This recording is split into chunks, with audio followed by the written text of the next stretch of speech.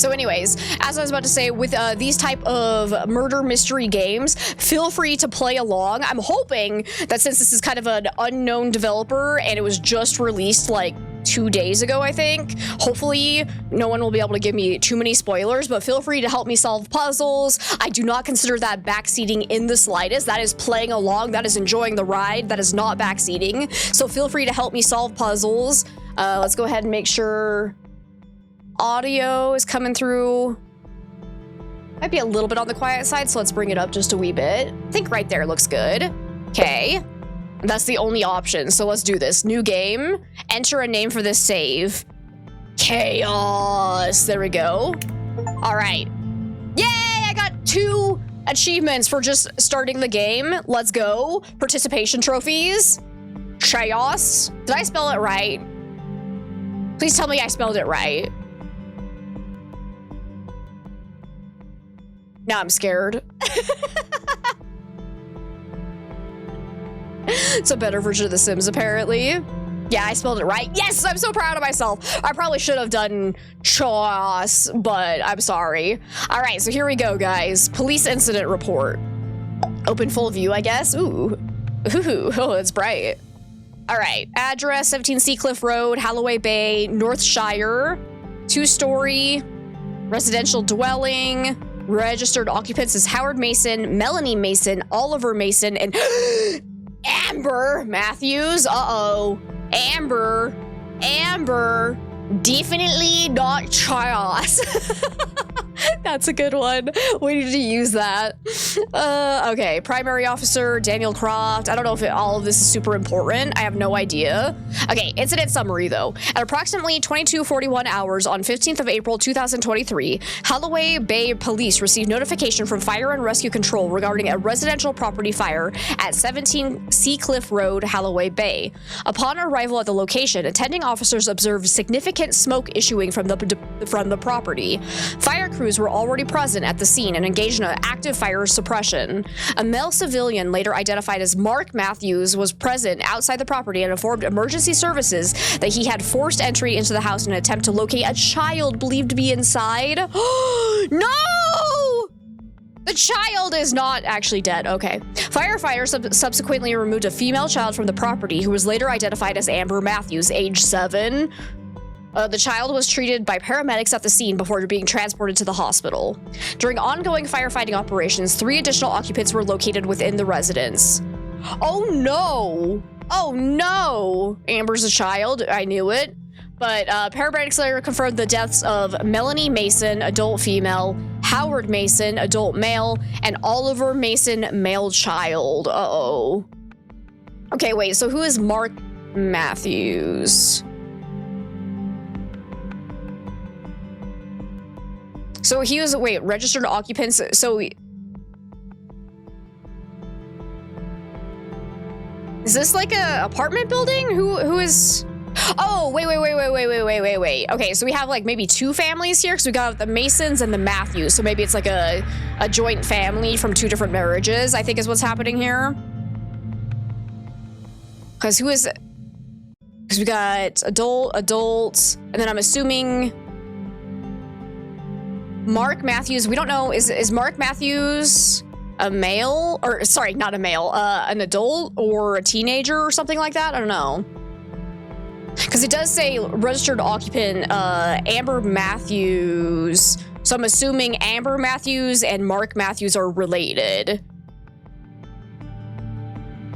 But I don't think they live there, maybe? I'm not sure. Okay. Anyways, yeah. I'm assuming there's a relationship here between Amber Matthews and Mark Matthews. The question is just how? Because we know Amber is 7, but then we have Melanie Mason and Howard Mason. So I'm guessing maybe Mark Matthews is Amber Matthews' birth father. Yeah, see, that's what I'm thinking. Pink Wolf. Mark and Melanie were once married, and Amber's the child, and then Melanie remarried. That's what I am guessing from this, but we'll kind of see. Maybe we'll get more information about it. You missed the Matthews connection? No, no worries. Hey, Bob, it's good to see you. How are you today? Okay, let's see. Attending officers made the following observations. Heavy smoke present throughout the ground floor of the property. Significant fire damage concentrated near the front entrance hallway. Rear entrance door displaying signs of a forced entry consistent with emergency access. Yeah. And then a number of local residents gathered near the scene, observing emergency response. The following actions were taken upon police arrival. Scene perimeter established by attending officers. Nearby residents advised to remain clear of the area. Initial witness details obtained from individuals present at the scene, and property secured pending further investigation. Okay. Property has been secured, blah, blah, blah, blah, blah. Daniel Croft, signed. Yep, okay. April 16th, 2023. Cool, cool, cool. Oh, I can take notes here. Hello. I don't know if I'll actually use that. We'll see, but that's really nice to have. I'm old school. I still prefer just taking notes with my pen and paper, but we'll see if that I end up using this or not. I do like that it's like forever up there though, instead of like having to pull it up and down. That's really nice. That's really nice. Oh wait, I have messages. What is this? Chief Superintendent briefing. Detective, you're being granted access to the Holloway Bay investigation system following the fatal fire at Seacliff Road. Review the case files carefully. Do not rely on early assumptions. Build your conclusion from the evidence. Okay, great.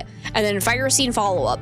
Flagging this early. The initial report mentions forced entry signs at the rear of the property. That point may become important once scene photographs and witness timings are reviewed together. I mean, thank you. Thank you for mansplaining to me. You're fine. There's 2 days left of learning. You got this. You're so close. All right. Hello. All right. Incident. Let's see. We did the police report. Let's read this one. This is the fire and rescue report. Okay. Oh, that's actually really cool. You can add to compare. Where does that? We have a compare. Oh, yeah. So then we can compare files next to each other. Oh, that's actually really cool. Oh, I love that. We don't need it yet, but that's a really good feature to have for these types of cases. All right, fire incident report, April 15th. Report completed the 16th. Residential structure fire. Yep. Pump appliance 2. Okay, officers in charge. Call and arrival times. I'm assuming that's not important. Let's go ahead and read this one. Upon arrival, crews observed smoke issuing from the ground floor of the property with visible fire activity within the entrance hall area immediately inside the front door. A civilian male later identified as Mark Matthews was present outside the property along with a female child. Okay. So yeah, my guess is that Mark Matthews saved his daughter and didn't save anybody else. Maybe he started the fire.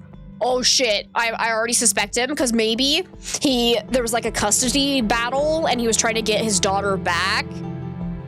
Okay, I've already solved it, guys. Good job, Mark. God damn it. Okay, Mr. Matthews advised attending crews that after noticing smoke at the property, he had forced entry through the rear door and removed the child from an upstairs bedroom prior to the arrival of emergency services. The rear access door was observed to display display damage consistent with forced entry. Fire crews deployed hose lines to the ground floor and commenced fire suppression within the entrance hallway area before conducting a primary search of the building. 3 additional occupants were located within the residence during search operations. Fire crews reported dense smoke conditions throughout the ground and upper floors of the property. Fire damage appeared most severe within the entrance hallway area before extending into adjoining ground floor rooms. Upper floor bedrooms showed heavy smoke contamination. The fire was brought under control and the building ventilated. 3 occupants were confirmed deceased at the scene by ambulance personnel. The property was subsequently secured and handed over to the Holloway Bay police pending further investigation. Due to the presence of fatalities within the property, the incident has been referred to the fire investigation unit to determine the origin and the cause of fire. Okay, cool. You're calling it. Amber started the fire, didn't get her ballerina Barbie, was given Malibu Barbie instead. Oh shit! All right, let's see. Was this one? Computer aided dispatch log, incident extract. Okay.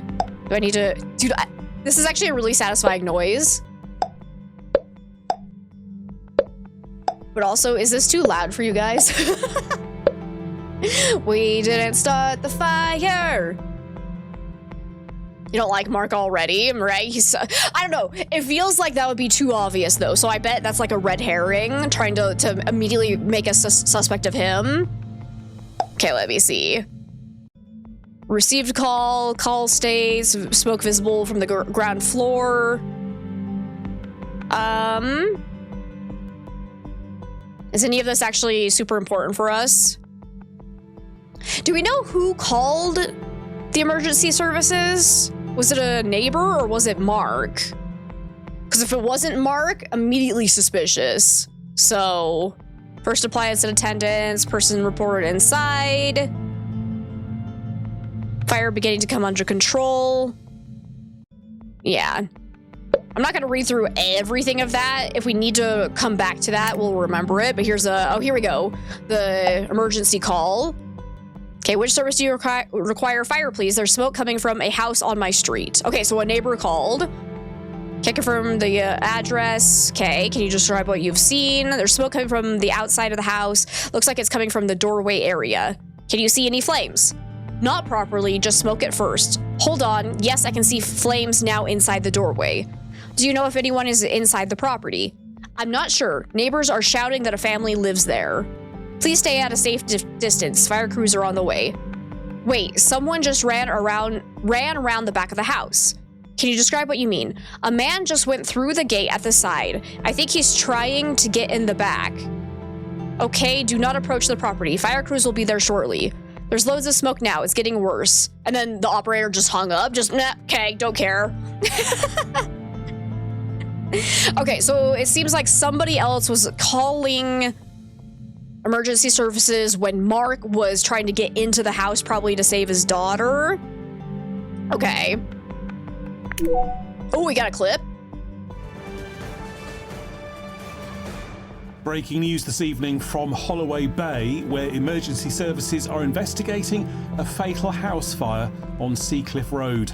Fire crews were called to the property shortly after 10:40 p.m. on Saturday night after neighbours reported seeing smoke coming from the property.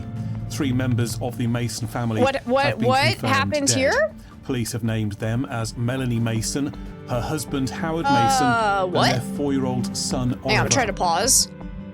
Because what's weird is, like, I didn't even do it. Like, I just clicked on the video clip and the whole game disappeared. Wait, what? Because it is in a screen like this. Oh, that was so weird. Huh. Okay, thank you. Yeah, thank you guys for letting me know ASAP. That was so weird. Oh, and then it... Ah! What is happening? Okay, hang on. So pushing play on the video breaks it? What the hell? That's so weird. I have never had this issue with a game before. Here, let me do a different... I'll just do a screen capture for this, I guess. That's not a huge deal. We'll just turn off game capture, do a screen capture instead, and hopefully that'll fix it.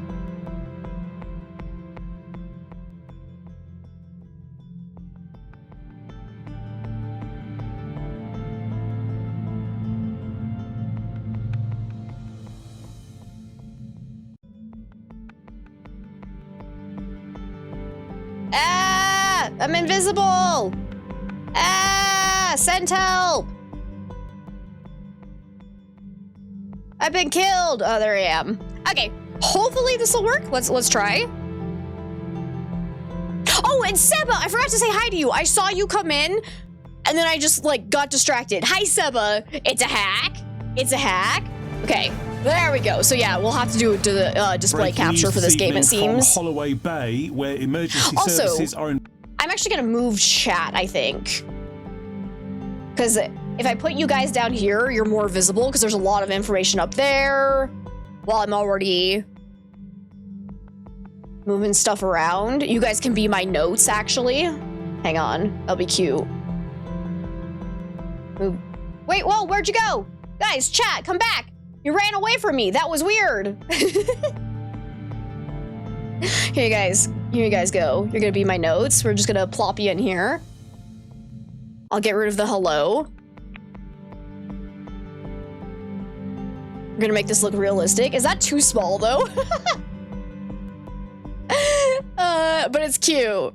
That's cute, right? The notes is you guys. Does that look lined up nicely? Or is it a little bit off? My screen's too small to tell.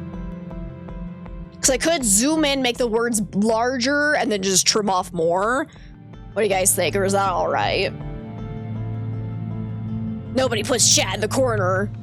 Remember to go into the sewers and pull the valves. Looks good. Not as good as is. Nice. Beautiful. Okay, let's go ahead and watch this then. Investigating a fatal house fire on Seacliff Road. Fire crews were called to the property shortly after 10:40 p.m. on Saturday night after neighbours reported seeing smoke coming from the property. 3 members of the Mason family have been confirmed dead. Police have named them as Melanie Mason, her husband Howard Mason, and their 4-year-old son Oliver. A 7-year-old girl was rescued from the property and taken to hospital. She is understood to be recovering. Witnesses say the child was pulled from the house by her father, who had arrived at the scene shortly before emergency services. Firefighters managed to bring the blaze under control before midnight. Police say the cause of the fire is currently unknown and a joint investigation with fire officers is now underway. We'll update you on the situation in Holloway Bay as we learn more. All right. Patient report, Amber Matthews. Let's check this out. Patient located outside property with civilian male later identified as Mark Matthews' father. Yep, okay. Patient conscious and distressed with persistent coughing consistent with smoke inhalation. No visible burn injuries observed. Okay. Lots of information. Treatment provided. Transported to Holloway Bay General Hospital for precautionary assessment. Patient stated she woke due to smoke and reported hearing daddy shouting downstairs prior to being removed from the property. No further questioning conducted due to age and distress condition. That is so sad. Okay, so we are right that, yeah, Mark Matthews is her father. He came breaking in when he saw the smoke, hypothetically.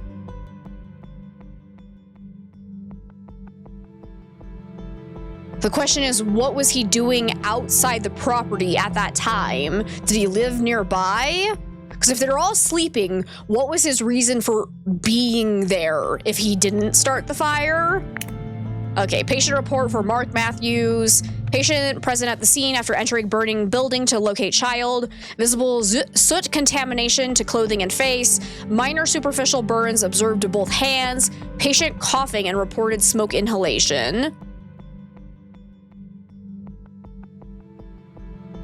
Okay, patient stated he arrived at property after noticing smoke while driving nearby. Forced entry through rear door and removed child from upstairs bedroom before emergency services arrived. Okay. Yeah, there are no burns on Amber, yeah. She just breathed in smoke. Because it seems like her dad probably carried her through it and kept her safe, most likely. Because there is a chance that maybe he just lived nearby, saw the smoke in the area, and was like, oh shit, that's kind of where my daughter lives. Drove over, saw, yeah, their house is on fire. Like, there is a chance that's a possibility. Let's check out the background information here. Actually, I want to stay on this screen so you guys can stay in your little box, though. Yeah, I can read just fine from here. We don't need full view. Okay, the Mason household consisted of Howard and Melanie Mason and their 2 children, Oliver Mason and Amber Matthews. Amber Matthews is the biological daughter of Mark Matthews from a previous relationship with Melanie Mason. So yep, we were right about that. Mark Matthews is understood to have maintained regular contact and shared parental responsibility. The family are described by neighbors as quiet and well integrated within the local community. No prior police involvement or safeguarding concerns are recorded in relation to the household. Let's see. The Mason household is described as maintaining a consistent and routine daily structure. Howard Mason was employed full-time and typically returned home during the early evening hours. Melanie Mason worked part-time and was primarily responsible for childcare. Evening activity within the household was described by neighbors as typical of a young family, with lights regularly observed in the upstairs bedrooms during early night hours. The children were understood to follow a regular bedtime routine. There is no indication of unusual activity, disturbances, or irregular behavior at the property in the days leading up to the incident. Next of kin and extended family, Mark Matthews. Howard Mason's parents reside locally within Holloway Bay area. Melanie Mason's mother resides in the south of England. Melanie Mason's father is recorded as deceased as of 2019. So what, 4 years ago? Okay. No domestic disturbances? Yeah. So it seems like Mark Matthews had still a good standing in relationship with the family because he was still allowed to see Amber and they shared custody. So it doesn't seem like they're like in some kind of dispute yet, at least. What we got here? Holloway Bay Primary School. Okay. Pupil record, emergency contact form.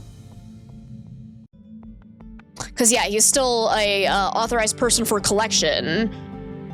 And emergency contact, he's listed as that one. So it seems like they were in good standing. So even though they were divorced, it looks like everything was going okay for them. We are cats, we love your box. Yes. Could be nothing, could be something. Noting it, exactly. Wait, investigator notes. Hi, chat. Ah!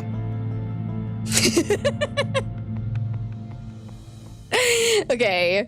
Amber Matthews resides at the above address with her mother, Melanie Mason, and stepfather, Howard Mason. Her biological father, Mark Matthews, is listed as a secondary contact and is authorized to collect from school where required. Amber is described by teaching staff as well-behaved and engaged in classroom activity. Attendance is recorded as satisfactory. Okay. Here's a family photo. Who is this?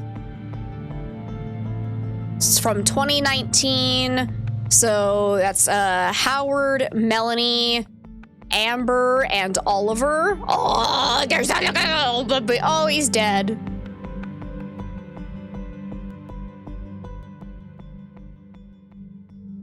Now I'm sad. Now I'm so sad. Okay. Let's see. We got Melanie's Facebook account. Little trip down to Mom's this weekend. Can't wait for a few days away with these lot. First beach day of the year with your favorites. Look at them. They're so cute. Wait, who's Ryan Fletcher? Ryan Fletcher, you're sussy immediately because you commented. Looked like a nice day for it. Thumbs up. Okay. What we got here? Job booking work authorization sheet for Howard. Okay. Contact number. Ford Focus. Customer reports persistent engine overheating and loss of power during driving. Warning light illuminated over past 48 hours. Vehicle not considered safe for long distance travel until inspected. Initial diagnosis indicates potential head gasket failure. Further diagnostic work required. Pressure test and compression check. Engine strip down likely required to confirm fault. Customer informed estimate may increase if confirmed. Okay. No courtesy vehicle requested at the time of booking. So their car was having problems. Gotcha. Good job, Ryan. Just became a suspect. Why you using Facebook, huh? Who still uses Facebook this day and age? God. I say as I logged in like a week ago.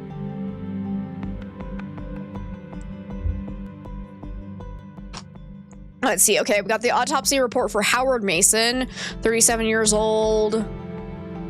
The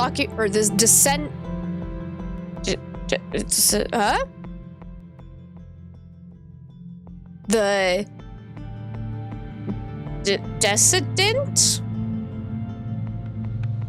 What does that mean? I don't know that word.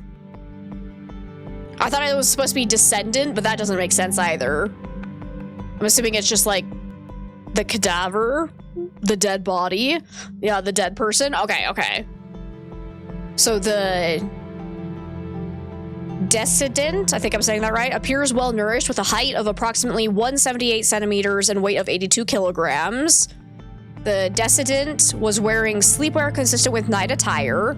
No evidence of external trauma or defensive injury noted. No evidence of medical intervention prior to death. Soot staining observed around the nostrils, mouth, and facial hair. Minor superficial heat damage to exposed skin. Areas consistent with environmental fire exposure. Blood analysis reveals elevated carboxyhemoglobin levels. Measured at 54%, consistent with fatal smoke inhalation. No alcohol or controlled substances detected. So cause of death is fatal smoke inhalation resulting from residential structure fire. Yep, okay. So no evidence of trauma. Okay. So yeah, he just died from the smoke inhalation.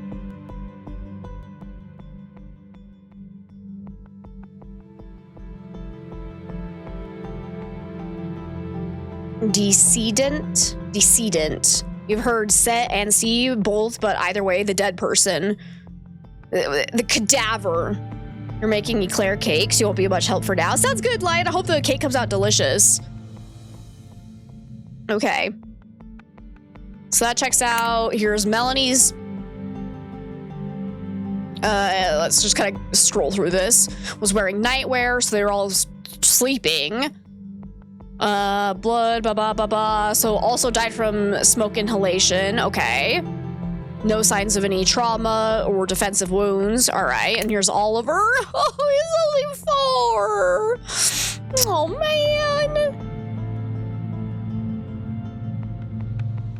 man. Wearing nightwear. No evidence of trauma. Yep. Smoke inhalation. Airway soot deposits confirmed the decedent. I guess a decedent would make more sense because it's like deceased. Decedent. Yeah, okay. Was alive during smoke exposure. That's so sad. No sign of any trauma. All right. Oh my good God, we have a huge. Hey, Ryan Fletcher. He's on the suspect list. All right, here we go. We have so many suspects. I think before we go through suspects, I would like to go through the photography, the case photography, the witness statements, and all the media stuff first, and then we'll come back to all of the suspects.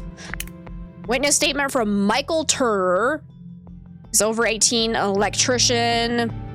I live at number 22 Seacliff Road, which is directly across the street from number 17.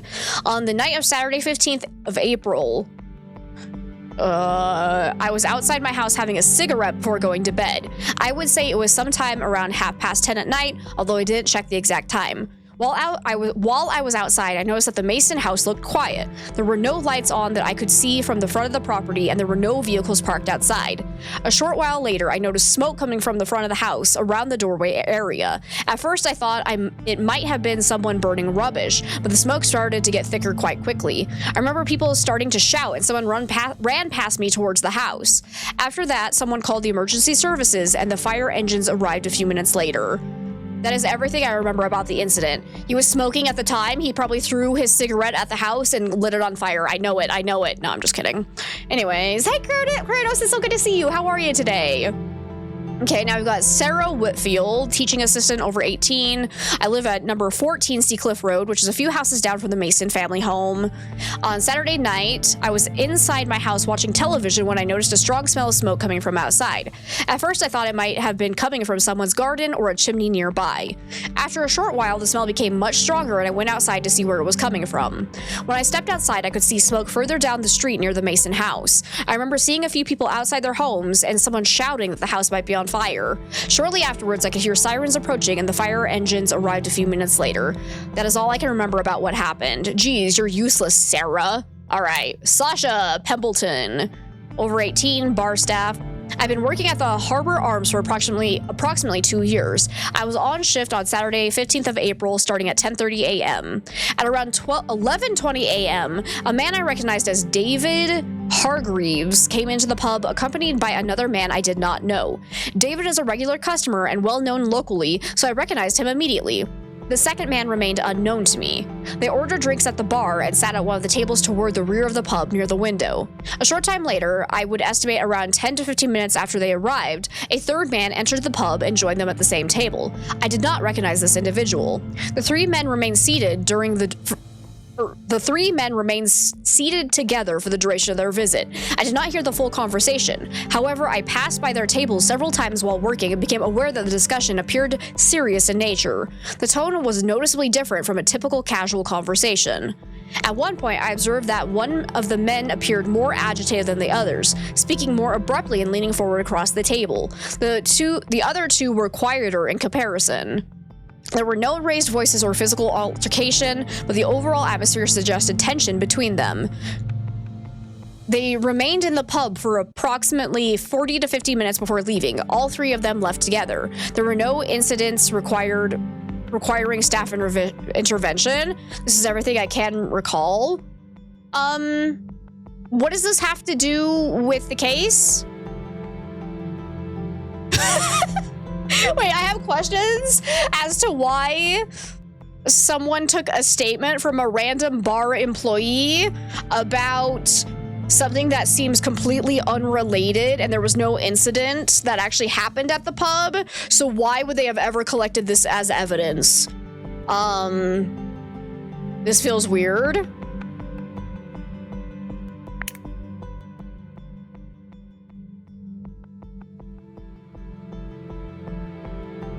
Because how does that count as a witness statement? Interesting. All right. But now we got Alan Rook. They live at 18 Seacliff Road. I was at home for most of the night. I had been in my front room watching television, which looks out across the road toward number 17. Between approximately 8 p.m. and 9 p.m., I noticed that the lights were on inside the property. The downstairs front room was lit, and there was also a light on upstairs. While I was in the room, I remember seeing movement through the upstairs window. It appeared to be a smaller figure moving across the room. I assumed it was their young child who lives there, as I have seen them around previously. Nothing about what I saw seemed unusual. It all appeared to be normal activity inside the house.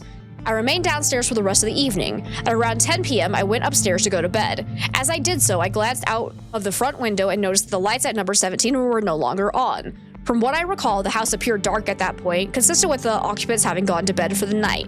After that, I did not look out again or notice anything further until I heard sirens and saw blue lights flashing through my bedroom curtains. Okay. You didn't smell the smoke or anything or hear any of the screaming? Interesting.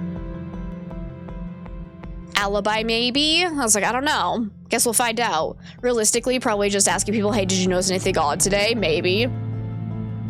Like in any game, you go to the tavern for information. Actually, yes. All right, we've got Jennifer Walsh. On this evening of Saturday, I was driving home along Seacliff Road after visiting a friend. I would estimate the time to be somewhere around 10:30 p.m., although I can't be exact. As I was driving along the road, I passed number 17. I was traveling at a normal speed and did not stop. As I approached the property, I noticed what looked like a small amount of smoke near the front of the house, low down around the entrance area. It wasn't thick or filling the street, but it was noticeable enough that it caught my attention as I drove past. At that time, I wasn't certain what it was. It didn't appear to be a large fire, and I didn't see any flames. I assumed it could have been something minor, possibly related to a chimney or something being burned outside. I continued driving and didn't stop or report it, as it didn't appear serious at the time. I later became aware of the incident and realized it might have been related to what I saw. That's everything I can recall. Fucking hell, Jennifer Walsh! If you had called sooner, maybe they would have lived! It's all her fault. She's guilty by not stupidity. That would suck though. Like if you just saw something that you're like, oh, that's kind of weird, and drove past, then realized what it was. Like, oh, that would hurt. That would hurt so much. Poor Jennifer. She probably has a lot of guilt about that. Okay, let's look at the case photography. Front of property. Okay, so it's like townhome structure. Gotcha. Because I was curious if it was like a standalone building or if it was attached, and it is in fact attached. Okay. Got it. Hallway damage. Let's look at these a little bit closer, because it looks like there was something poking through the mail slot. So that's interesting. Because if it was at nighttime, they wouldn't have had new mail delivered, and I'm assuming they would have picked up their mail from earlier. So that's interesting. Rear damage. So yeah, that's the door that got broken through and opened. Okay.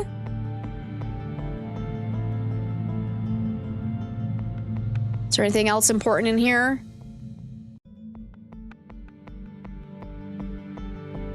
Don't know. Okay, main bedroom. So yeah, this is just where there was a lot of smoke damage. So I'm assuming this is where the parents were sleeping.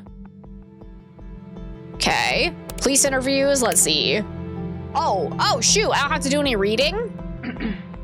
For the record, please state your full name. Pauline Kerr. You understand you're here voluntarily? Yes. You are the landlord of the property on Seacliff Road, number 17? That's correct. How long had the Mason family been tenants? Just over 2 years. How would you describe them as tenants? Rent wasn't always on time, but it was paid. Were there any ongoing disputes? No disputes, just the usual landlord-tenant matters. Were you in the process of regaining possession of the property? I was about to serve notice, yes. Interesting. That doesn't mean anything unusual. It happens all the time. Why were you planning to serve notice? I intended to sell the property. Was that due to financial pressure? No. It was a decision based on long-term plans.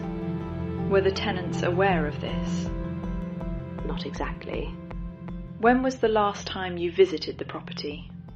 Earlier that week. I'd arranged to meet a plumber at the property about the boiler. Which day? Wednesday. Did you notice anything unusual during that visit? No. The property was in a normal condition. Where were you on the evening of the 15th of April? At home. Can anyone confirm that? No. I was alone. Were you aware the family had plans to be away that weekend? I'd heard something to that effect, yes. From who? It was mentioned during my last visit. Did that influence your decision to visit the property at any point? No. I had no reason to visit outside of scheduled arrangements. Do you hold any insurance on the property? Yes, of course. Would you financially benefit from the property being destroyed? No. That's not how it works. How would you describe your relationship depends with on the family insurance policy. overall? Professional. That's all it needed to be. Is there anything else you think we should know? No. I've answered your questions. Okay. We may need to speak again. Understood. So there is a possibility. So Pauline Kerr is the landlord. I'm actually going to write that down. Because she's the one that owns the property, so they were renting from her, and she was actually planning on selling. Hypothetically, not for financial reasons, but she's probably lying about that, honestly. But then they also said they were doing work on a boiler.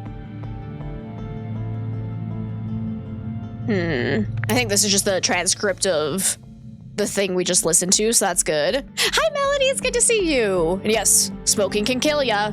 All right, so David Hargreaves. We've heard that name already before. Where was he mentioned?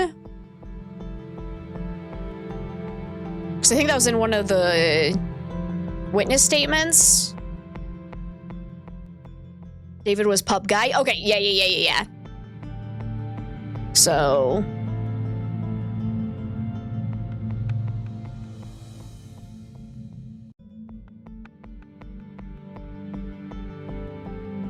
he's the one that had a suspicious meeting with two other gentlemen in the pub.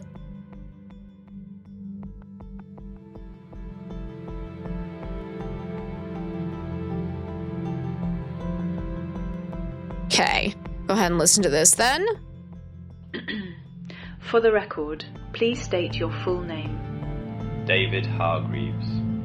You understand you're here voluntarily? Hang on.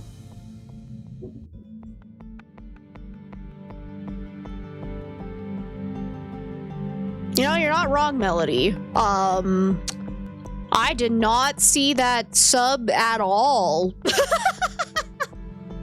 You are the true ninja?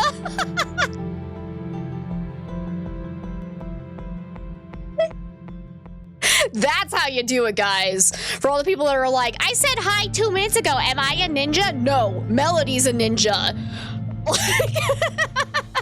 The most obvious one ever, but wow. Wow, that's awkward. I'm sorry, Melody. I have no idea how that happened, honestly.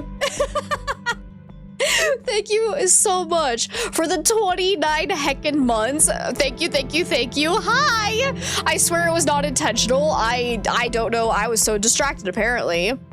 Interesting. So they were supposed to be away the weekend. So if someone wanted to damage the house and thought the family was gone, maybe they didn't want to harm anyone. It's definitely a possibility.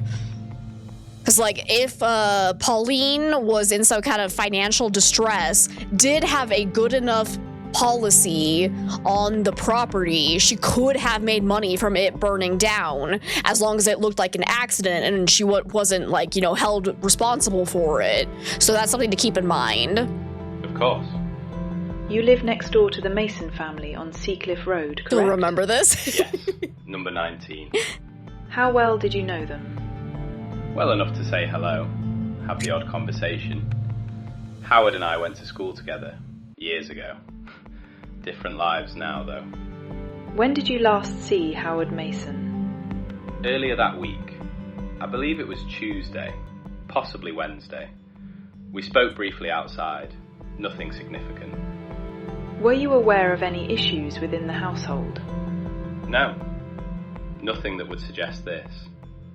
Can you walk me through your evening on the 15th of April? Yes. I was at home from around 7:30 p.m. onwards. I had dinner, then settled in the living room. I was watching television for most of the evening. Can anyone confirm that? No, I live alone. But I was there the entire evening. Did you notice anything unusual that night? No, not initially. The house was quiet.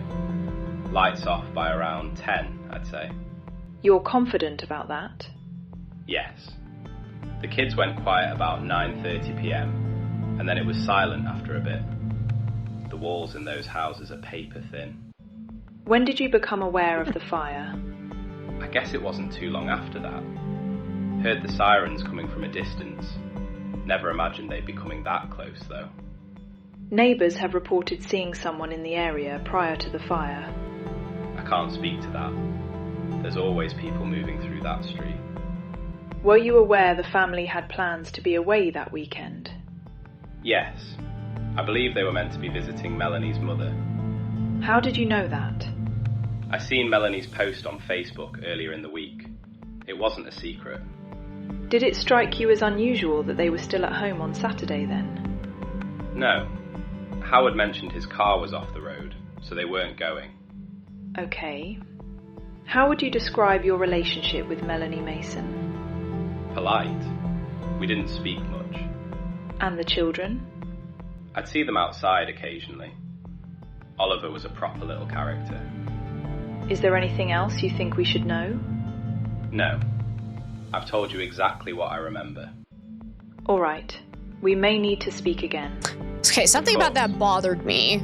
Because he mentioned not speaking to Howard for like the full week. But then he mentions talking to him about the car. Hang on. Something about that timeline is like making me go, But first things first, Little P, it's so good to see you. How have you been? Welcome, welcome, welcome.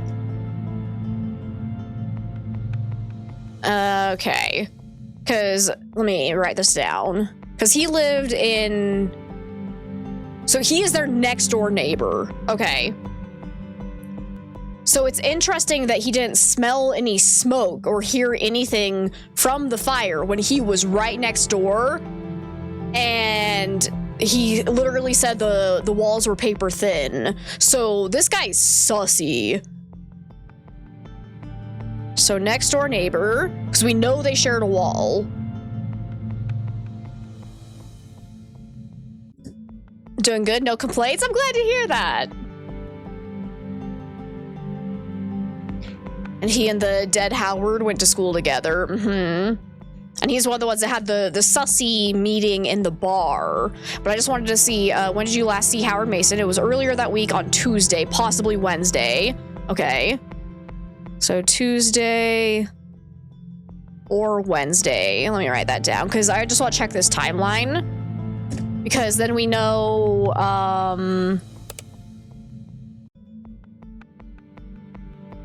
when did... I think it was under Victims Files Facebook post. Yeah, this one. Little trip down to Mom's this weekend. Can't wait for a few days away with these lot. Yeah. And that was on the 4th? What day are we actually on? So the fire happened on the 15th. It was liked by David, so that checks out that he did see it. And then when did we see the car get put into the... Oh, so Friday. So Thursday... So the day, 2 days, no, 3 days, but no, 2 days, yes, it was the 15th. Sorry, all the reports that were put on the 16th are throwing me off. So yeah, 2 days before the fire on a Thursday.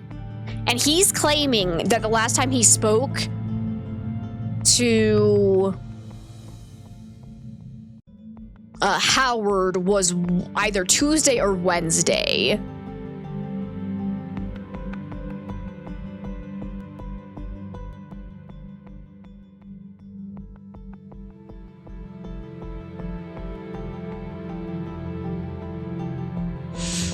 I mean, there is a chance. So this is just when the car was brought into the shop, though. So there is a chance he was already having problems with it before this date, though. So it could check out that Howard did tell David about the car before this happened. So that actually could check out.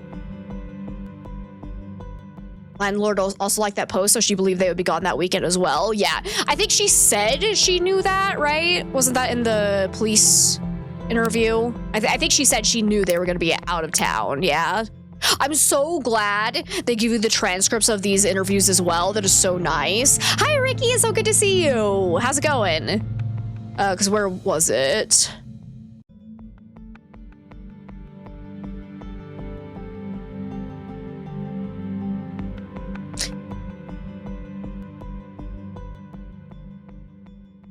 Though she didn't mention the Facebook post, or the family had plans to be away. I heard something to that effect. It was mentioned during my last visit.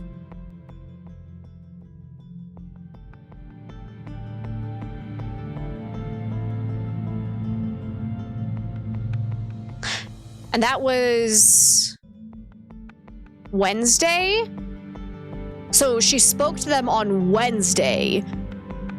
So according to her, on Wednesday, they were still planning on leaving then, if she's not talking about the Facebook post. So that would put into question what David said then, because on Wednesday, this would be like the last potential time that David talked to Howard, and they were still planning on going. Interesting. Okay.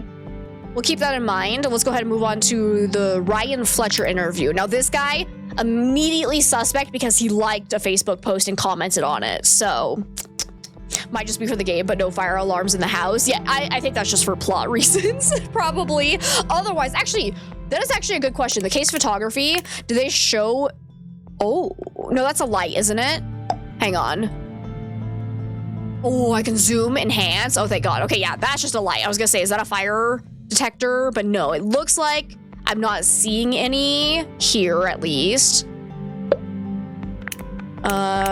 Rear door, main bedroom. So yeah, they're not showing any in the pictures. So I'm assuming it's just a yeah, so this case can happen type thing.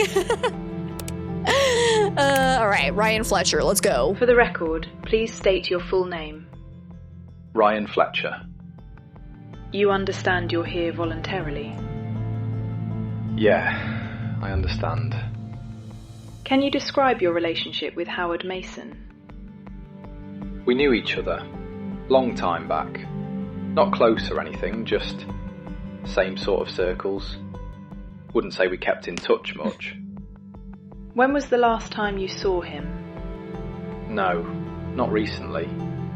Must have been a few weeks back at least. Can you describe your relationship with Howard Mason? We knew each other, long time back. Not close or anything, just same sort of circles. Wouldn't say we kept in touch much. When was the last time you saw him? No. When was the last time you saw him? No.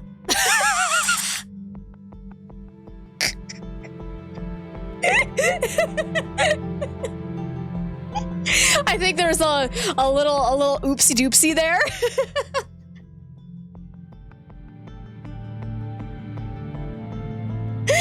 Not That's recently. good. Must have been a few weeks back at least. Yeah. Were you aware of any issues he was having recently? No. He seemed alright, from what I saw. I mean, last time I saw him. Where were you There it on is. the You got evening there. of the Got 15th there. of April? I knew which one you were At going home. for. Just a normal night. Had something to eat. Watched a bit of telly. Nothing out of the ordinary. Can anyone confirm that? No. I live on my own. But I was there. What time did you first hear about the fire? Late. 10:30, maybe a bit after. Saw something online, I think. Then someone messaged me about it. Did you go to Seacliff Road that night? No. No, I didn't. Neighbours reported seeing someone in the area before the fire started. Yeah? Could have been anyone. It's not exactly a quiet place. Were you aware the family had plans that weekend? I heard something, yeah. Think Howard mentioned they might be going away. To Mel's mum's or something like that. Don't know if they actually did. Did you have any reason to visit the property that evening? I mean, they were at home when they No. died, so I guess No, they didn't, nothing like Ryan. How would you describe your relationship with Melanie Mason? Didn't really have one. Just knew who she was. And the children? Same. Didn't really know them. Ryan? It's horrible what happened. Is there anything else you think we should Hi, know? Azrael, it's good to see you. No. I've told you everything. I was at home all night. Ryan is Alright. so sus. We may need to speak again. Yeah. Alright.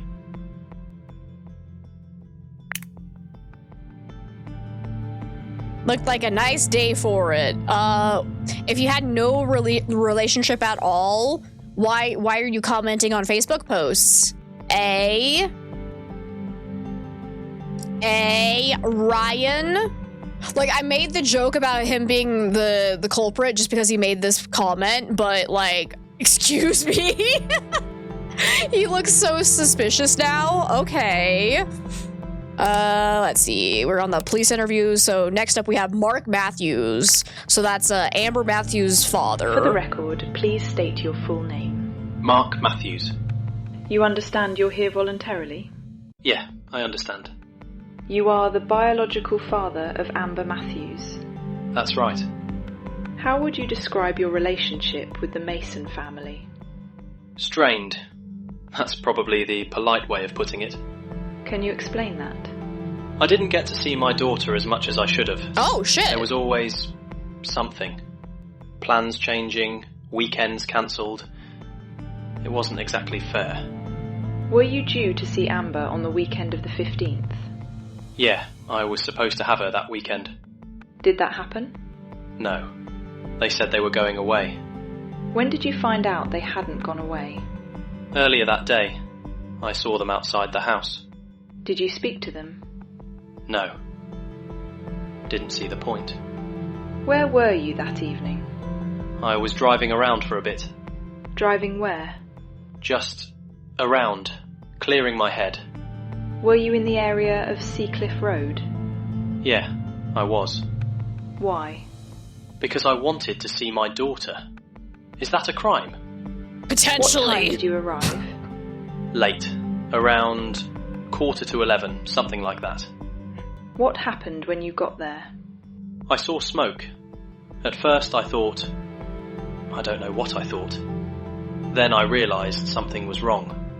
What did you do? I went straight to the house. Went round the back. Forced the door. Got inside. Couldn't see anything. Smoke everywhere. How did you find Amber? Upstairs. She was coughing. This guy doesn't know how to answer questions correctly, but how's the stream? How's the game? So far, I'm having a lot of fun with it. So we were actually wrong. There is some contention between Mark and the family. So that is interesting to know. But if he were actually guilty of starting the fire to kill the whole family so that he could have full custody of his daughter, I personally feel like he wouldn't have been this forthcoming about it.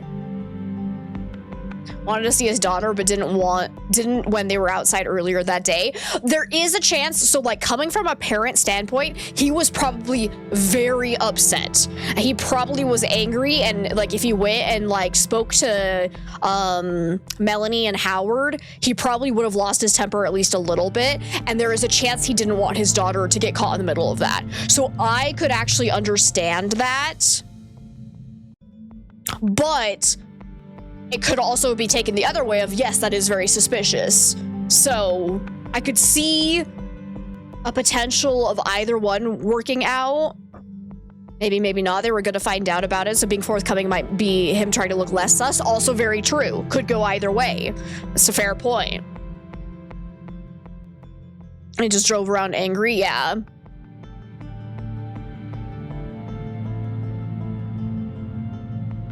Could go either way. That's like, yeah, so he's Fix your posture, you like gremlin. definitely still a like number at this point number 2 suspect, I would say. I don't know. Ryan Fletcher just gave me the heebie-jeebies, so yeah. Barely conscious. I got her out. Did you see anyone else at the property? No, just chaos. Neighbours reported seeing someone in the area prior to the fire. Could have been me. I told you, I was there. Is there anything else you think we should know? Yeah. I tried to get my daughter out of there. That's what matters. We may need to speak again. Fine. Hi, Tiago. It's good to see you. Thank you so much for the hydrate and stretch. I appreciate it.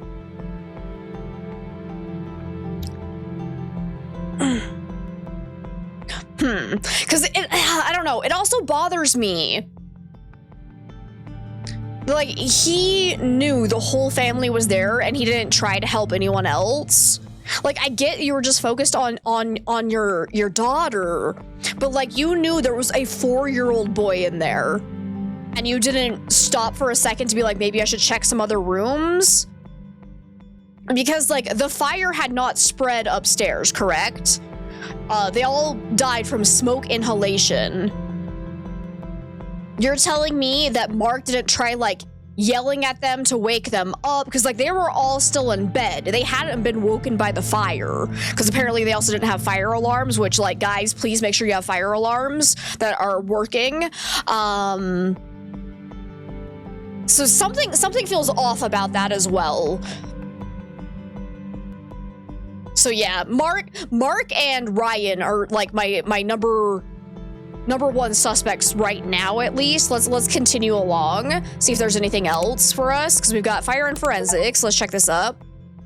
Yay! Opened all main case files. I'm so good at my job. All right. Exhibit A, fire debris sample, entrance hallway floorboards. Exhibit B, fire debris sample, entrance hallway carpet fragments. Exhibit C, fire debris sample from the kitchen floor debris. And Exhibit D is fire debris sample from the upstairs bedroom flooring. Okay. So from the entrance hallway, analysis detected the presence of petroleum distillate residues consistent with petrol gasoline. No. Okay. So that makes sense. The entrance hallway where everyone reported seeing the smoke. Chromatographic patterns matched a medium-range petroleum distillate commonly used as automotive fuel. Accelerator near the front door? Absolutely.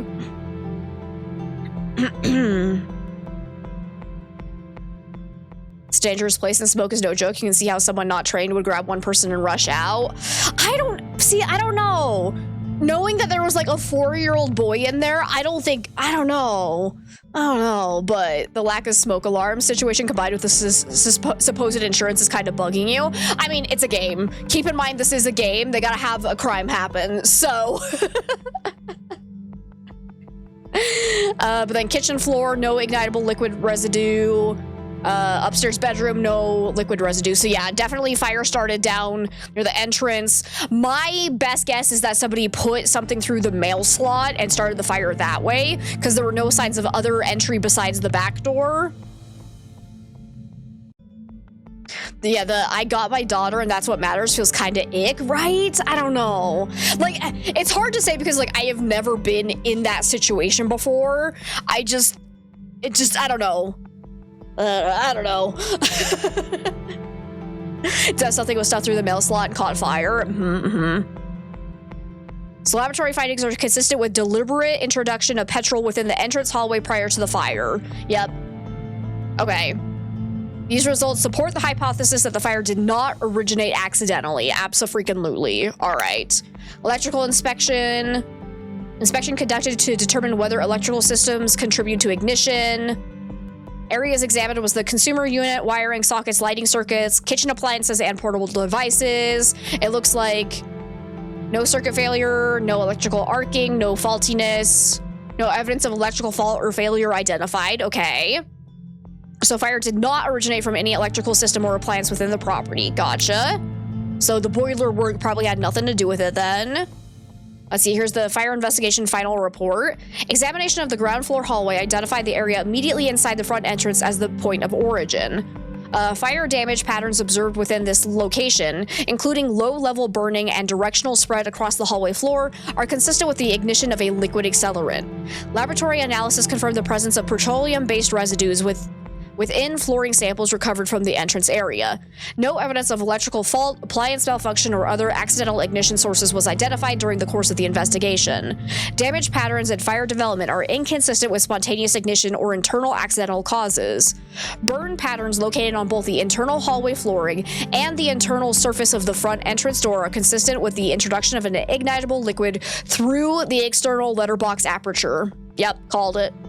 The presence of an accelerant within the hallway resulted in rapid ignition and fire development. Fire spread progressed horizontally across the ground floor prior to vertical extension, generating significant volumes of smoke in the early stages. Smoke migration to the upper floor bedrooms occurred within minutes of ignition. The fire is determined to have been started by the deliberate introduction of an accelerant at the front entrance of the property. This act is classified as deliberate ignition arson. Smoke alarm. Oh no! Smoke alarm located on the ground floor, but batteries appear to have been removed? What? That's not allowed! Those things go fucking crazy if you take out the batteries. Okay. This matter has been referred to the appropriate law enforcement authorities for further investigation. Shit! So somebody had access, or the family was just idiots. Okay, post-mortem toxicology analysis. What is this? Toxicological. Analysis was conducted on blood and tissue samples obtained during post-mortem examination. Elevated levels of carboxyglobin were identified in all examined victims. Yep. We already knew that they all died due to smoke inhalation, so this is nothing new. There's limited evidence of direct flame-related injury to the victim. Observed injuries are primarily consistent with smoke inhalation and toxic gas exposure. Yeah.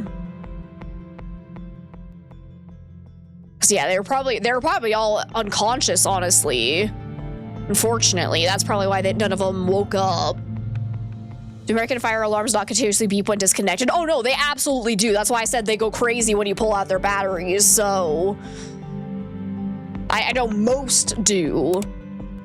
Okay, here we go. We've got some digital evidence as well, though, from Pauline, so that's the landlady. Morning, Melanie. Rent hasn't come through this morning? Oh, no, sorry about that. Bank must have been a bit short. I'll get it sorted today. It really needs to be on time, Melanie. I can't keep chasing it every month. I know, I'm really sorry. It's just been one of those weeks. I understand things crop up, but I've got commitments tied to that money. I can't afford for it to be unreliable. I'll make sure it's in today, I promise. Okay, thanks. We got a Facebook message from Mark Matthews to Melanie. Okay. Thought you were away this weekend. I drove past earlier and saw you outside. We were meant to be. Plans changed. Cars off the road, so we couldn't go. Right, so I don't get to see Amber because you're away, but actually you're just at home? That's not fair, Mel. It's not like that, and I'm not getting into this again today. What? Just say you're sorry, bitch. Sorry. It is like that, though. You told me you were going to your mom, so I made other plans. Now it turns out you're here the whole time. I said things might change. It wasn't intentional. It keeps happening, though. You just decide when I can and can't see her. I've already spoken to a solicitor about it because I'm not putting up with it anymore. Mark, please don't start with all that today. I'm serious. I've got a letter ready and I was going to drop it around later. We need to sort this properly. We'll talk about this later. Yeah, we will. So yeah, she's, deliberately keeping Amber away from him when she doesn't have the right. That's unfortunate. Okay. Howard. Oh, this is a message between David and Howard, I see. From WhatsApp. Reckon it might be worth the three of us catching up. Okay, Howard was one of the three people in the bar then. Yeah, probably a good idea. Things need talking through. Was thinking Harbor Arms tomorrow morning. Yeah, that works. I'll let Ryan know. Sound. Any chance you can give me a lift? Car's off the road. Yeah, no problem. Give me a knock in the morning. Okay. So they were next door neighbors. Wait, whoa. This was on Friday. Oh, David totally lied about the last time he talked to Howard. Okay. iMessage between David and Ryan. Okay. You think he's okay? He was proper quiet when he left. Yeah, he seemed okay to me. Bit jumpy, but that's Howard for you. He needs to get rid of that stuff. Can't believe he's still even got it after all this time. I know. I'll have a word with him next week. Don't want him getting cold feet now. Excuse me. 100%. That's the last thing we need. So the three people in the pub were David, Ryan, and Howard. And Ryan completely lied about his relationship with both Melanie and Howard. So that's very, very suspicious. So what were they meeting about is a good question.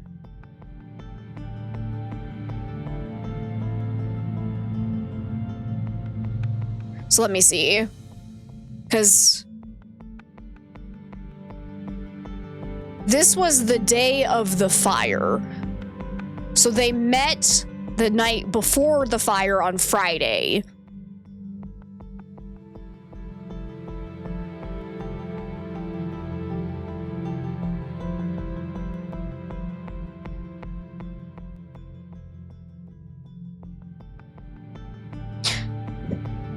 I know, it sounds like... Because this kind of actually makes me think they might be in the clear. Because I'll have a word with him next week. So they were planning on doing something after the fire occurred. So they wouldn't want Howard dead. So I honestly think Ryan is being shady because they are all doing something shady together. But I don't think it was them planning to kill him. So what was he? He needs to get rid of that stuff. Can't believe he's still even got it after all this time. What stuff? Because there is maybe a chance. Did Ryan say if he knew they were, Because what if Ryan thought they were still going away for the weekend, burned the place down because he's trying to get rid of something? What if it was an accident that he ended up getting the whole family killed, but he was trying to get rid of some kind of evidence or something? So, actually, who's actually talking here? So this side is David and this side is Ryan, right? Trying to think of how it works on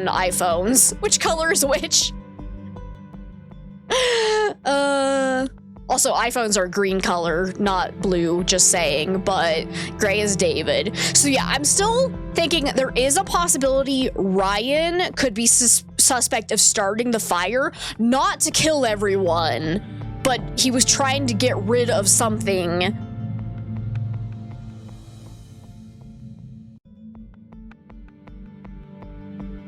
I don't know. Either Ryan or David, they could have started the fire thinking that they were gone. So yeah, that's a possibility. Oh, we got TikTok! No way! Alright, let's play this TikTok. Some deaths feel final. Others leave echoes that won't fade. Arthur Galloway was 82, ex-army sergeant. A man who lived by routine and kept the world at arm's length. His home sat alone on the edge of Holloway Bay, Northshire. Large, weathered, overgrown. To anyone passing, it looked abandoned for years. But Arthur was still living there, quietly, until one day, he wasn't. It took 3 days for anyone to notice. A delivery driver, concerned after repeated knocks, called the police, and they found him at the bottom of the stairs. Blunt force trauma. A fall, according to the post-mortem. No break-in, no signs of struggle, no defensive marks. Accidental. Case closed. 3 days. In a house that already looked empty from the outside. No one checked, no one heard anything unusual, no one raised an alarm until it was far too late. And then, once Arthur's death made local news, the whispers started. Online groups, local forums, people saying that they'd seen activity around the property in the days leading up to it. A group, young men maybe, thought it was just another abandoned coastal wreck. They may have been inside, briefly. One photo even circulated for a short time. An old wall clock on the landing floor, thick with dust, hands frozen at 3:17. And that image vanished almost as quickly as it appeared. Post deleted, conversation shut down. But the question lingered. If someone had been lingering through those rooms around that time, did they see Arthur? Did they leave him alone at the top of the stairs? Or did they leave him at the bottom? The coroner said accident, and the injuries match a fall. But in a silent house on the edge of town, with strangers who came and went like shadows, and one frozen clock that someone captured before everything went quiet, it's hard to wonder, what if Arthur Galloway didn't fall alone? What if someone else was there and never said a word? One elderly man, one isolated house, one death ruled routine, and a question that refuses to stay buried. Okay, who the hell is Arthur Galloway? My guess is that David, Ryan, and Howard had something to do with this guy's death. That's my just like gut feeling of like why they're showing us this. Blue is iPhone to iPhone, green is iPhone to any other. Oh, that's true. You're right, Devil. That is true. Sadly, none of our suspects are rappers, otherwise this case would have been solved ages ago. You're so right. Sucks to be them. Anyone dies in the course of another felony, you get charged with both the original felony as well as the death. Yup. Never get this double angel type of stuff. Why rando shot of you talking away from us? It's true. I was waiting for him to start dancing too. Come on, this is TikTok, but apparently not. Okay. The Galloway TikTok thoughts question mark. Okay. Has someone else seen that TikTok about Arthur Galloway that's going around? Came up on my feed earlier. Didn't realize that all happened here in Holloway Bay. Yeah, I saw it last night. Love Aaron Teague's stuff. Proper weird knowing it's literally around the corner though. Everyone's sharing it at the minute. Heard people talking about it in the shop as well. I thought that whole thing was dealt with years ago. Why is it suddenly all over TikTok again? That TikTok makes it sound like there's more to it than what was reported at the time. Exactly. Some of those details didn't sound like guesswork. Didn't there used to be people going in there years ago, like filming or something? Urban explorers maybe? There were loads of them at one point. Pretty sure there was a channel called DRH Urbex or something like that. Rings a bell. Might still be on YouTube. Just search that on YouTube. There's definitely an account. It's got a banner with some blokes on it, but there's no content on the channel at all. Wouldn't surprise me if stuff's been taken down since that TikTok started doing the rounds. Or it's just people stirring it all up again for views. Yeah, that's probably fair. I want to reply to the thread. I can't. Rude. Rude. Okay. So that's all the digital evidence, but then we got media and public. What's this one? Devastating night fire kills 3 at home. Yep. Let's see. Is there anything in here?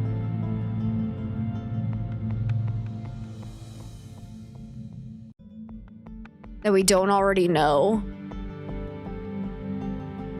No, we've already read all of that. Okay, tribute flowers. Got an achievement for that as well. Aw. Let's see what we got here. Larry and Maxine, rest in peace, sending love. You'll be missed. Okay. Viral video reignites Holloway Bay mystery. Let's see.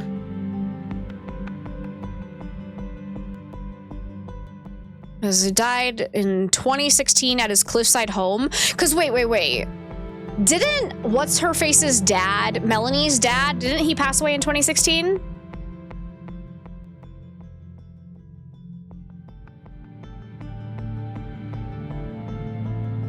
So British, you love it. Scroll back up for a second. Oh wait, which one?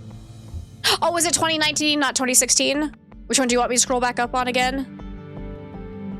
Never mind then, because I was gonna say, like, is that her dad? But message board 1, you got it.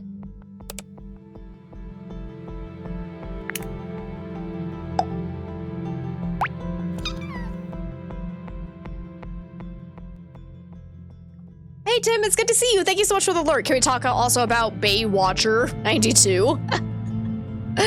Baywatch. Anyways. Scroll down, saw one from the road they lived. North Parade, Harborside. Oh, Seacliff Road, yeah. Pierside Amy. Do we know an Amy?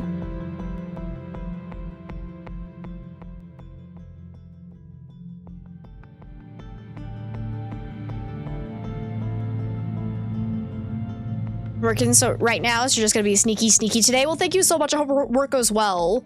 Also wondering about Harbor Lad 87, since you think there was a date of birth of 1987 somewhere.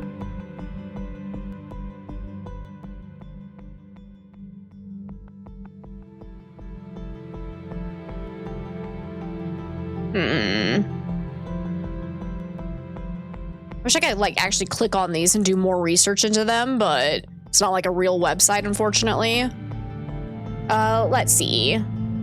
We still have to go through all the suspects, right? Yeah, it could be nothing, but yeah, absolutely know everything. Because we've got you, the landlady, age 54, current address, Marine Parade. There's somebody from Marine Parade as well on there, but Melanie Mason, Howard Mason, known associates, gotcha.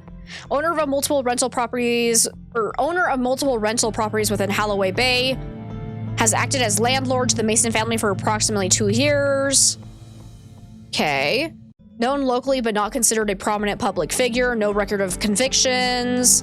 Responsible for maintenance and tenancy agreements related to the property. No immediate concerns raised, though financial pressures associated with the property ownership cannot be ruled out. Yep. Childhood photograph. Aww, cute. Okay. Voicemail from Melanie Mason. Oh. Hi, Pauline. It's Melanie from Seacliff Road. Hope you're doing okay. Sorry to bother you again, but the boiler's started playing up. It keeps cutting out and the hot water's good. Hope you're doing okay. Sorry to bother you again. You can hear it. Did you guys hear it? The chirp. That's the chirp when the battery is low on a on the smoke detectors. Sorry to bother you again, but that chirp. The boiler's started playing up. It keeps cutting out and the hot water's only lukewarm. Howard's tried fiddling with it, but he thinks it might need a proper service or a new part. Oliver had a really cold bath tonight. Poor thing was shivering. I know it's probably not urgent, but with the weather turning colder this week, I thought I should let you know. Would you be able to send someone out to have a look? Anyway, thanks again for being so decent about everything. You've been really good to us since we moved in. Hope you're keeping There's well. the chirp again. Give me a ring when you can. Speak soon. Bye. Okay, so yeah. The smoke detector batteries were low, which means they probably took them out to replace them. So, that's unfortunate. Oh, and Bino, thank you so much for the hydrate and stretch. It's weird that the property would only have one smoke detector. But that does imply that they probably took out the batteries to stop the chirping, which in most cases, I think would make the smoke detector actually freak out, but maybe there are some that it doesn't work that way. Okay, we got a solicitor letter here. Dear Miss Kerr, thank you for your recent instructions regarding the tenancy at the above property. Having reviewed the tenancy agreement and the information provided, I must advise that there are currently no sufficient legal grounds to pursue immediate repossession of the property. The tenancy appears to be an assured short-hold tenancy that is still within its term and compliant with current legislation. As such, any attempt to regain possession would need to follow the statutory route under Housing Act 1988. Advice: a Section 21 no-fault notice could be served subject to full compliance with all requirements, including deposit protection and gas safety certificate. This process is not immediate and usually requires a minimum notice period of 2 months, followed by court proceedings if the tenants do not vacate. Any attempt to remove the tenants outside of the legal process would expose you to significant legal risk, including claims for unlawful eviction. We note your concerns regarding the current situation. However, we strongly recommend that all actions remain strictly within legal parameters to avoid potential claims or penalties. Should you wish to proceed with serving a Section 21 notice, please let me know and I can prepare the documentation. Oh. Didn't she say in her police interview that she was planning on serving them the note for the start of the 2-month process, like later that week or something like that?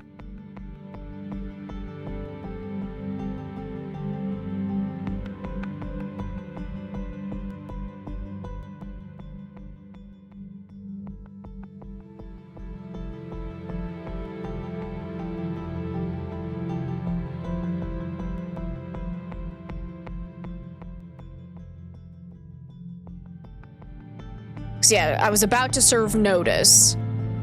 Planning to serve notice, I intend to sell the property. Yeah, so she was getting ready to do that, unfortunately. But she technically was doing it correctly, but you're still to the landlord now. Fair enough.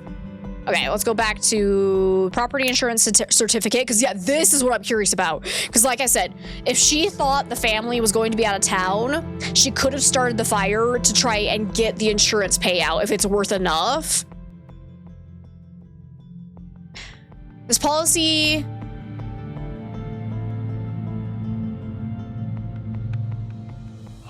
Oh, shit. This is a new insurance policy that she literally just instated a month before the fire. Oh, no.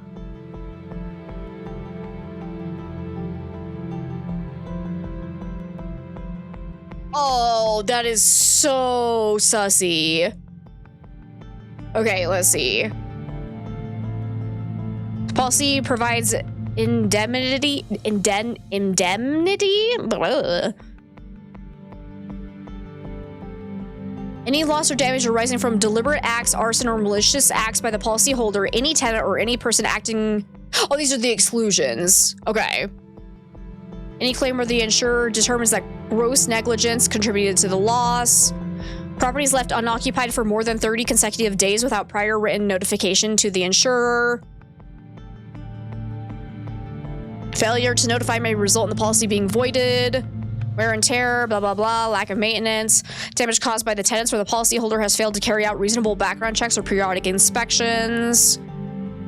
So, my problem here is that this immediate clause means she gets nothing for this policy. And Pauline would have known that, because any loss or damage arising from deliberate acts, arson, or malicious acts by the policyholder, any tenant, or any person acting within the policyholder's consent or knowledge. Well, oh, that actually makes it a little tough. Because if we can't prove Pauline was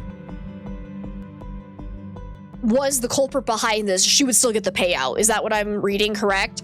Because it's just by the policyholder, the tenants, or any person acting with the policyholder's consent or knowledge. So yeah, if it's somebody else's arson, she still gets the payout. So there is a chance she still started the fire with the hopes she didn't get busted for it. Yeah, Mark, maybe she hired Mark. They were working together. Hey, Silverwitch, it's good to see you. My day's been freaking fantastic, and I'm having a lot of fun with this mystery. How are you? So yeah, so even if it was for sure arson, which obviously it would look like that because it was started with an accelerant, there's no way it's not arson. But if they can't prove that she was somehow tied in with the arson, she would still get the payout. So So Pauline could still have tried to start the fire in the hopes of getting this payout because she was having some financial issues, and maybe she couldn't wait that full 2 months to kick the family out so she could sell. So that could definitely be a huge possibility. If she was having financial woes, the premium for an insurance policy or insurance payment is even more sus, right? What is this? From Pauline to estateagents.co.uk. Inquiry regarding potential sale of 17 Seacliff Road on the 9th of April.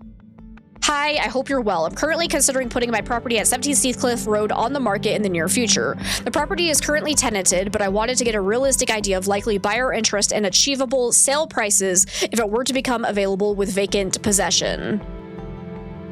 From the recent valuation I received, the vacant possession value looks to be in the region of 285 to 295K. Would you be able to give me any guidance on current demand in that area and how long you think it might take to sell once vacant? I'd appreciate any honest advice you can offer. Interesting. Mortgage arrears notice. Let me see. Dear Miss Kerr, we write to advise you that your mortgage account remains significantly in arrears. Does that mean, like, payment is due? As of 2nd of April, 2023, the total outstanding amount on your mortgage is 4,872 euros. This includes missed monthly payments, accrued interest, and late payment charges. Despite our previous reminders dated 15th of February and 10th of March 2023, we have received neither payment nor any meaningful response. This letter serves as your final notice before we escalate the matter. Yep, okay. So she couldn't pay the mortgage on the property? So it's very suspect that after... When was this sent? 2nd of April. So this was still after she put in the new policy. But it's still extremely suspicious. Extremely suspicious that she got this on the 1st of March while she was, because she already had a notice served her in February of a missed payment. So... Masons were 4 months in the hole on paying rent, right? Yeah, so something else is going on. Because, like, yeah, they had some late payments, but they still were giving it to her. They hadn't been kicked out. They still paid. They were on time enough so that Pauline did not have any legal standing to actually evict them. So, yeah, Pauline's looking real sussy here. Valuation report, residential property for 17 Seacliff Road, yep. The property is a 3-bedroom, semi-detached coastal residence in a desirable location.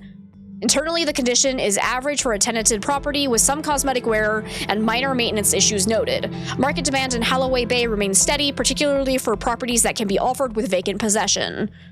The current tenancy is likely to restrict buyer interest and achievable sale price in the short term. Properties achieving vacant possession in this postcode have consistently achieved 15 to 18% higher sale prices in recent comparable transactions. Valuable sell asset, okay.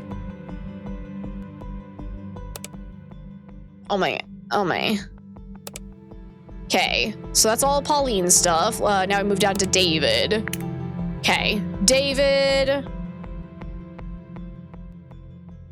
Great. Long-term resident of Holloway Bay with strong ties to the local community. Currently serves as CEO of a coastal outreach charity focused on community support and environmental initiatives. Publicly regarded as a well-respected and active figure within the town. Attended school with Mason and Fletcher. Fletcher. Oh yeah, Ryan. Yeah. So they all went to school together. Maintains regular contact with both prior to Mason's death. No recorded convictions. Public-facing role places emphasis on reputation and community standing. Frequently involved in local events and media coverage. Okay.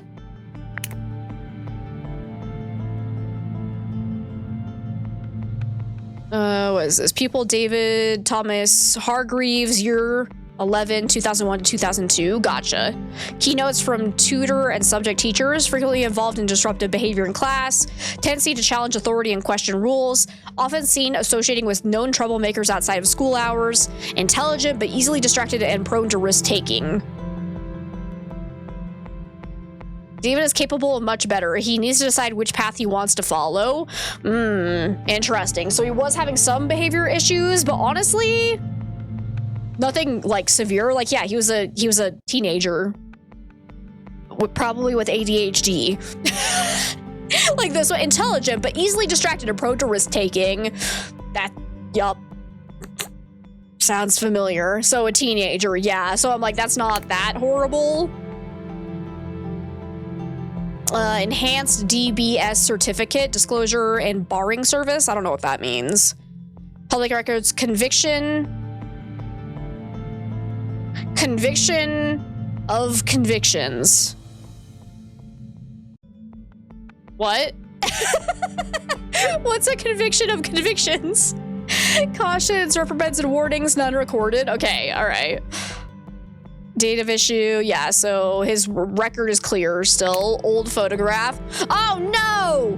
It's him being a teenager! What the fuck is this image, though? Can we talk about this for a second? Ah! Fire! Anyways, why are they all standing around him creepily in the background? Specifically this one, just staring at him like this is the most awkward photo ever. Why is he just in the center like that, right next to the fire? This fire looks so fake, too. Oh my god. What is she staring at? Like, he looks so photoshopped in there. It's like a normal group photo with this guy photoshopped on top with a fake fire photoshopped on top of him. It's lovely. Yeah, definitely not AI generated, question mark. Honestly, it might not be. It might just be really crappy Photoshop. Because, like, this would be very easy to just put somebody on top of a background image and then put a little fire down there. So I don't know that it's AI generated. It could just be bad Photoshop. Giving James Blunt vibes, right?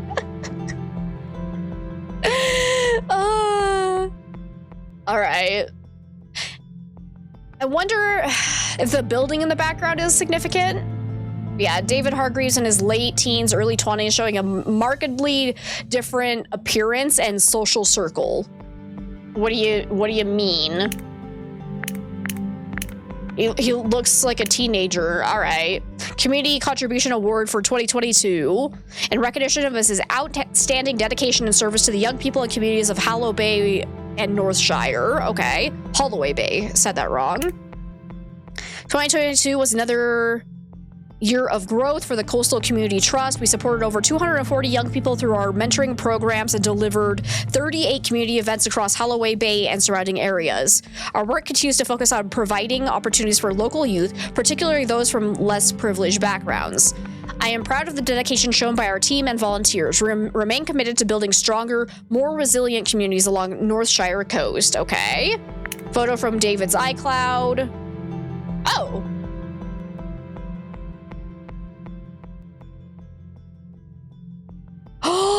Oh! I wonder. So maybe back when he was going through his rebel phase, something happened at that property, but they said he died in 2016 though. So that would not check out for when they would have been in high school. So never mind, that doesn't make sense. Because that's the old man died in 2016, right? All right, we've got an internal memo. Team, over the last few days, there's been an increased local media interest in historic matters relating to Holloway Bay.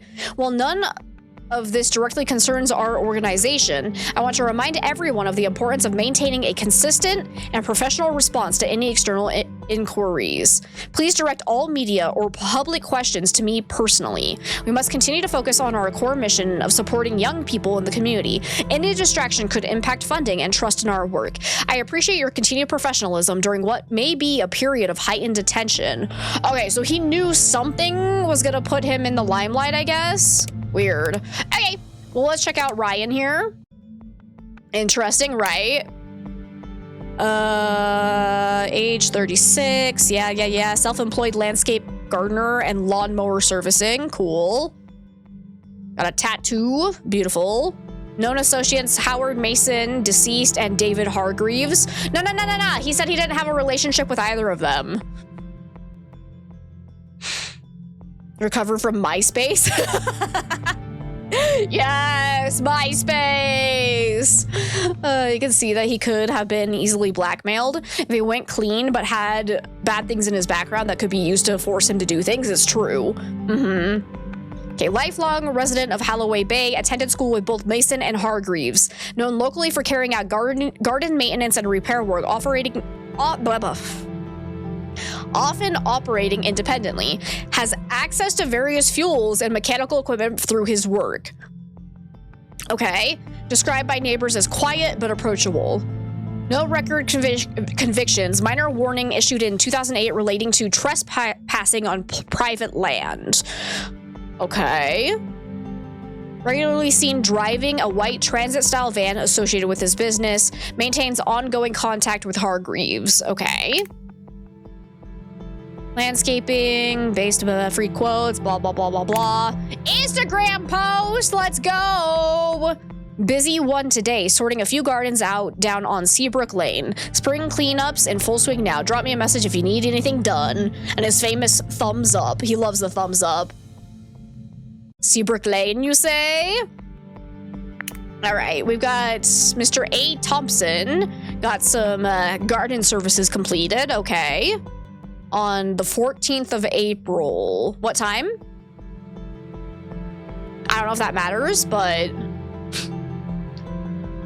Okay. Holloway Bay Supplies.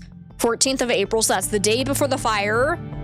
Oh, I wonder if we can... So we've got unleaded petrol, 5 liters. Okay. 2-stroke engine oil. Replacement spark plugs. Oh, replacement spark plugs. Those are the same thing. And hedge trimmer blades. So I bet if we compare unleaded petrol supplied 2.5 liters. So he didn't use all of the oil he bought, but it could just be that he didn't use it all. I don't want to jump into immediately. He definitely poured all of that into the house. It could just be he didn't use it all. Let's see what this voice note is. Hey Rice, it's Dave. Listen, me and Howard need to meet you tomorrow morning. How about the Harbour Arms around 11:15? Just the 3 of us. We really need to talk about this stuff that keeps popping up lately. doing my head in. Let me know if that time works. Cheers, mate. Okay. Here we go. We got a notebook as well. Week of the 10th to the 16th of April. Mrs. Patel hedge trim, $95 cash. Jim, it was leg day. Jim, legs. Love it. Or if someone knew him well, they knew he had a gas supply. It could have been stolen from him. True. That is true as well. Morning free, afternoon tool pickup, evening nothing. 10 a.m. back garden tidy, 26 Seacliff Road. Drop mower off for Mr. Evans. Thursday, lawn treatment, Riverside Estate. Gym, chest and shoulders. Nice. Gotta make sure. Get it everywhere. Friday, 9:30 a.m. lawnmower service and refuel. Afternoon free / van tidy. Saturday, 11:15. Meet D and H at Harbor Arms. Yep. TikTok, it says. Okay, so they were meeting about the stuff in the TikTok, I'm assuming. So something happened in their past that they are trying to cover up. That was the whole conversation about, I can't believe he still has whatever it was.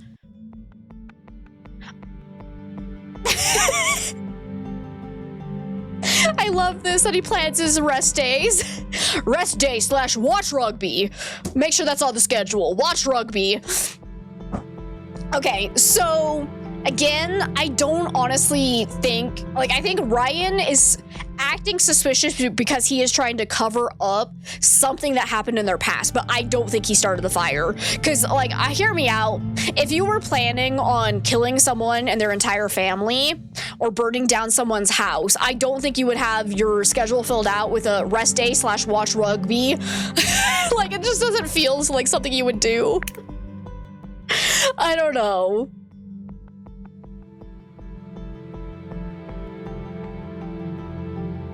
Search history. He looked up how to permanently delete videos. Ooh, interesting. Yeah, I've seen a lot of that type of thing on Forensic Files. Let's see. He searched his own Instagram page. How much is a Tinder subscription?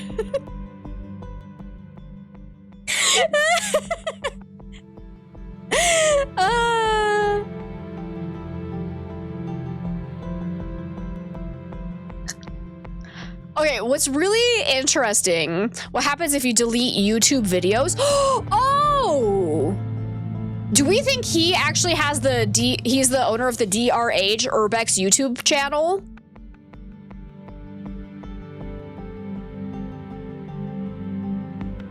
Oh!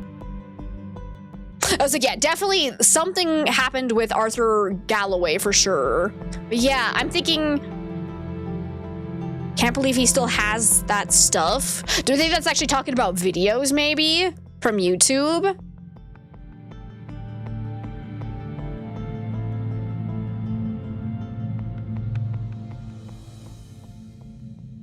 Best protein powder. Screw fix openings. Petrol lawnmower service near me. Why is he... Oh no, because he was getting his lawnmower service. That's right, that makes sense.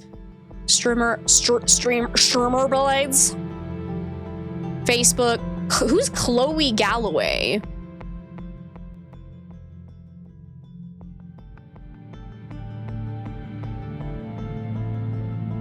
David Ryan Howard. DRH, yes! It's totally them.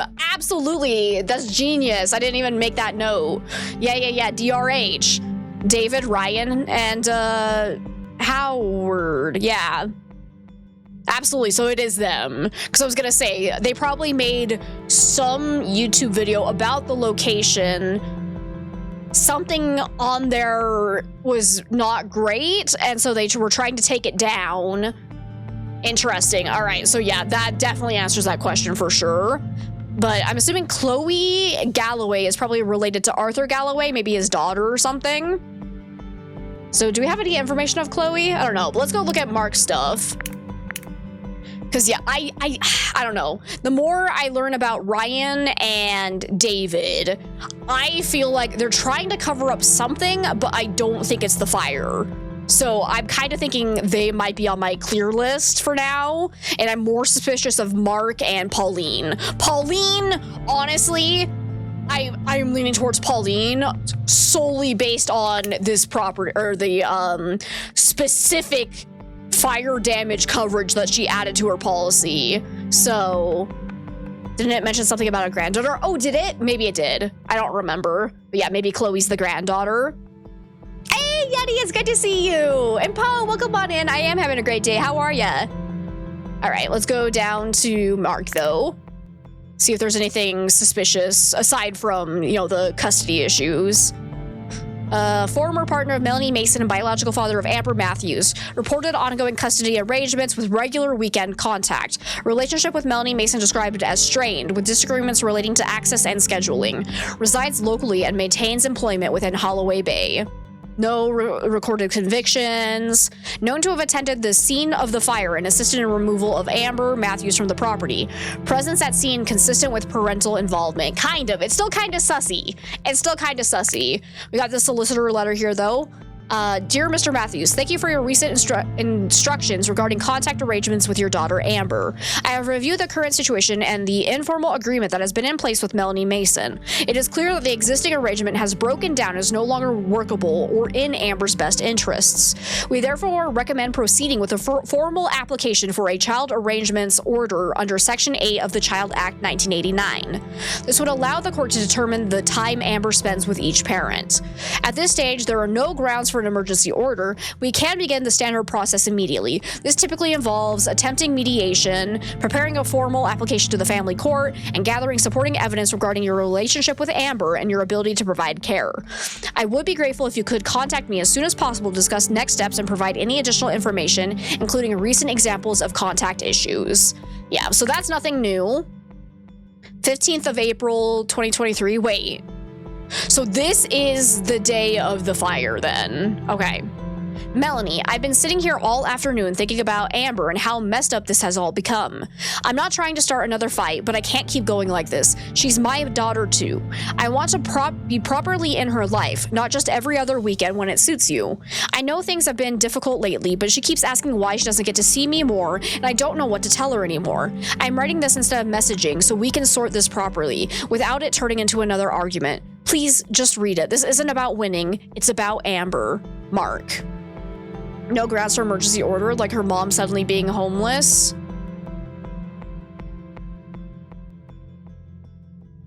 Pauline, immediate sus. You're not sure she wanted to murder anyone? You think she thought the place was empty? Yeah, see, that's kind of what I'm thinking too. I don't think... If it is Pauline, I don't think her intent was to kill people. Homeless from a fire? That... I see what you're saying. Okay, so... I don't know though, because hear me out.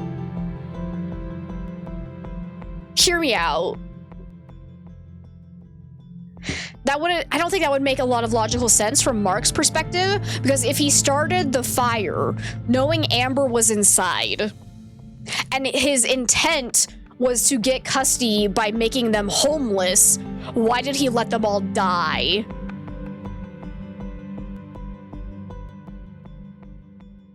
So, I don't know about that one. That one doesn't quite add up in the logic sense in my head. Like, I would more think it's he wanted full custody of Amber instead of joint custody, but he assumed this. Oh, he assumed the smoke alarm would work. Oh, that's a good point.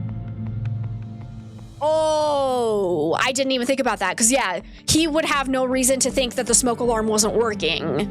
Ooh.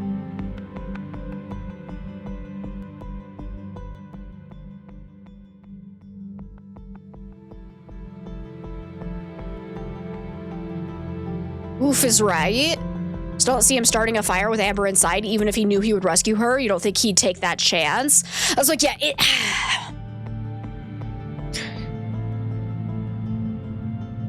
unless he knew exactly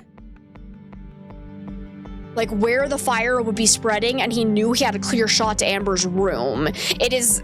That's like, yeah, that one is also kind of interesting, but if we're thinking of like, to make himself look innocent, having the fire start with his daughter inside and him having to run in and save her does make him look less guilty, right? But what if he was thinking that way of like, well, this means that they wouldn't suspect me.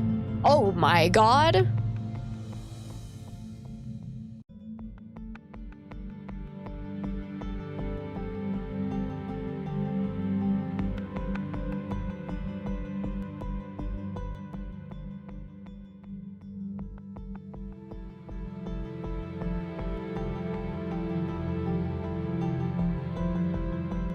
Like, I know they're divorced, but like, was that necessary? That's the mother of your child there. That's a very special moment. And you full on blacked out her face? Okay. Yikes. Just a few issues. My God. Okay. Family court. This is from 2021. Okay. By consent of both parties, it is ordered that the child Amber Matthews shall live with her mother, Melanie Mason. The child shall have contact with her father, Mark Matthews, as followed. Every weekend from Saturday 10 a.m. until Sunday 6 p.m. Shared Christmas and birthday arrangements to be agreed between the parties. Both parties agree to act in the best interest of the child and to maintain respectful communication. Wait. I thought they didn't have a court-ordered arrangement.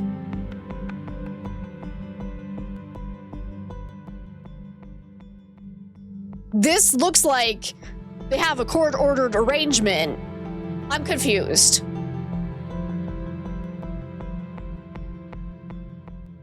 Because this is from 2 years ago. So why didn't Mark take Melanie to court already? Because this arrangement is clearly being violated. And then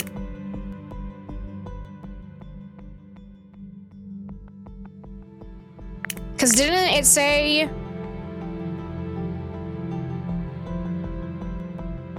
because yeah, I have reviewed the current situation and the informal agreement that has been in place with Melanie Matthews. So this is contradicting. I'm thinking this is probably just like a little another oopsie maybe. Because yeah, this one is saying they had an informal agreement, but then they're showing they actually have a court-ordered agreement. So date, wasn't it? Oh, wait. No, that's the date of birth. I was gonna say, isn't this one, is there even a date on this? Yeah, this is from 2023. So this is from 2023. And then this is from 2021. So this doesn't make sense. Maybe the informal agreement is okay if shit comes up and I can't have her that weekend. I get it. I mean, yes, but they have an actual court-ordered schedule that he could be referring to. So this doesn't quite make sense. So I'm thinking this might just be a little mistake on the part of the game design, maybe. So yeah, because that does not make sense. It's raining sideways. Oh, fun! Love that. Thunderstorm with hail. Guessing it's just a dev slip. Yeah, I think so. I think so. We'll just assume.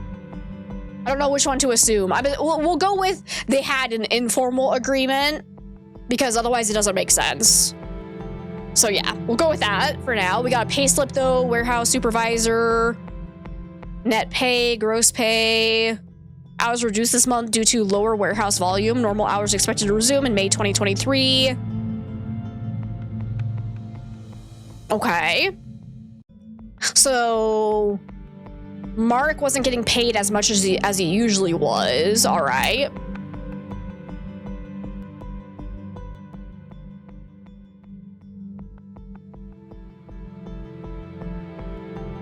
He bought fuel too.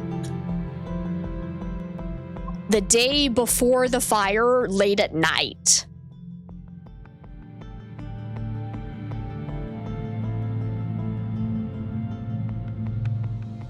That's a good bit of gas. I mean, nowadays, that's like 1 tank to fill up your car. Let's be real. But that's interesting. Because he paid for this at, like, what is that? 10, almost 11 o'clock at night. But he did say he was driving around late. So keep that in mind as well. He did say he was driving around a lot. So maybe he ran out of gas while he was driving around angry. Okay, where is this? Holloway Bay, South Promenade, camera 3. On April 15th at 11. Or sorry, 10.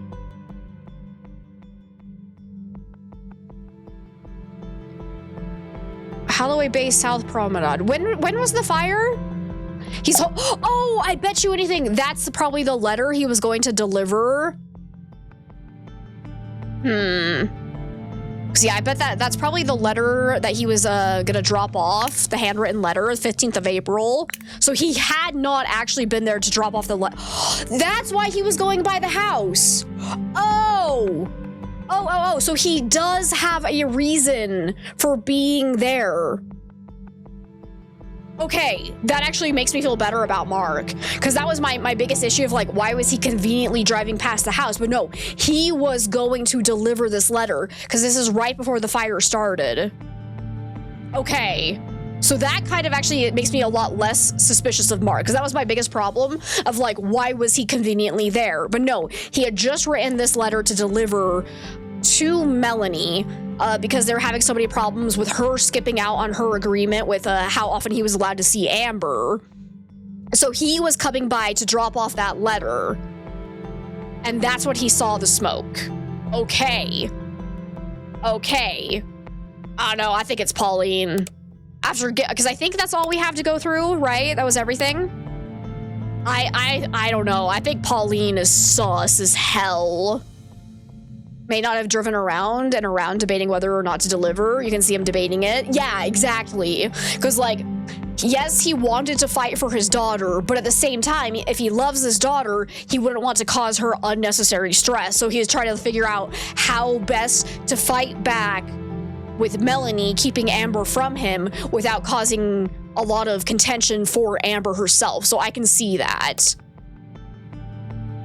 We also have a recovered hard drive, actually. What is this? When were the witnesses' statements saying they saw smoke time-wise? Let me see. Witness statements. Michael Turner was a neighbor, right?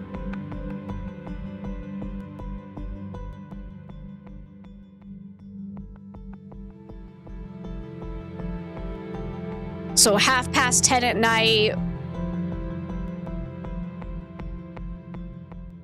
Then shortly after, so at around 11. So that I think that time-wise, this kind of checks out. Saturday night, notice a strong smell. So unfortunately, these guys don't really give an exact time, but we have the police incident report, right? And which one had the really detailed? Oh yeah, here we go. The call was received at 11:40, or sorry, 10:40.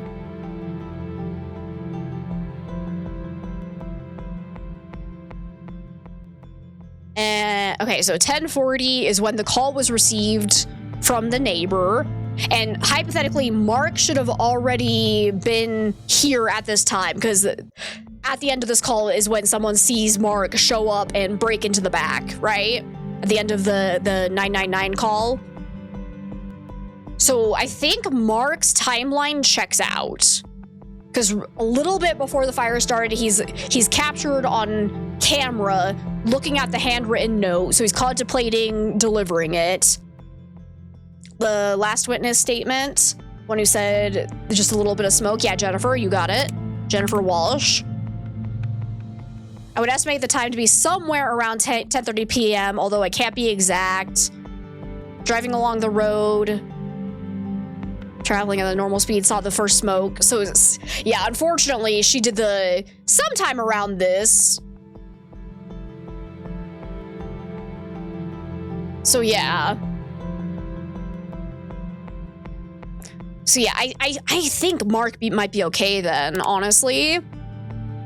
Like, it still bothers me that he said, you know, like, I saved my daughter and that's what matters. And it's like, well, you also let everyone else die. But I don't think that means he's guilty. I think he just went into panic mode, probably. 10:30, the fire was already going at that point, so it's less likely Mark got there and started the fire by like 10:25 when he was on cam at 10:15. Exactly. He can be an angry dick without being a murderer. Yeah, exactly, unfortunately. Hi, Asana, it's so good to see you.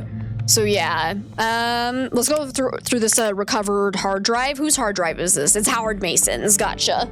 So we got Amber birthday. Oh, August 22nd. Oh, this is just gonna make me sad, bro. File corrupted, sector damage. Okay. Melanie Valentine's night. Oh.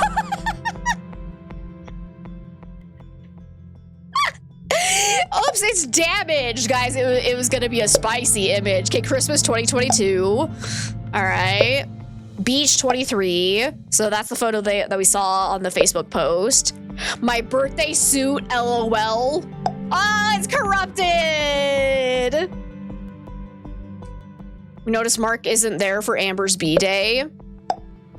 Well, could also be... Oh, actually, no, because otherwise... Maybe they had separate... Maybe they were just doing separate celebrations. I don't know if that's, like, a huge issue. The devs are cowards? No, the devs are great. Thank you for not showing things that are going to get me banned off the internet.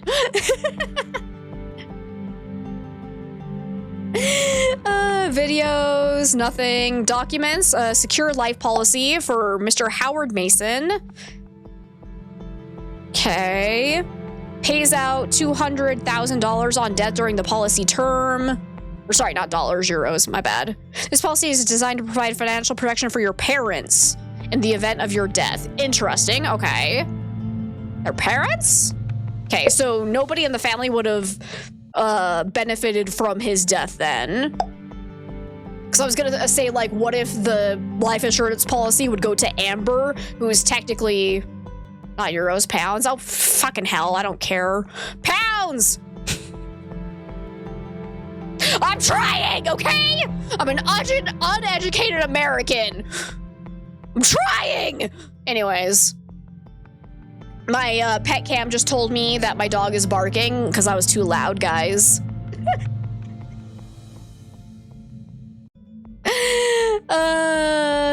They bought a TV. Nice. Okay. Work history, CV, references available upon request. So was he looking for a new job? Electricity bill. Okay. Council tax bill. I don't know if any of this is actually important. Screenshots, download image.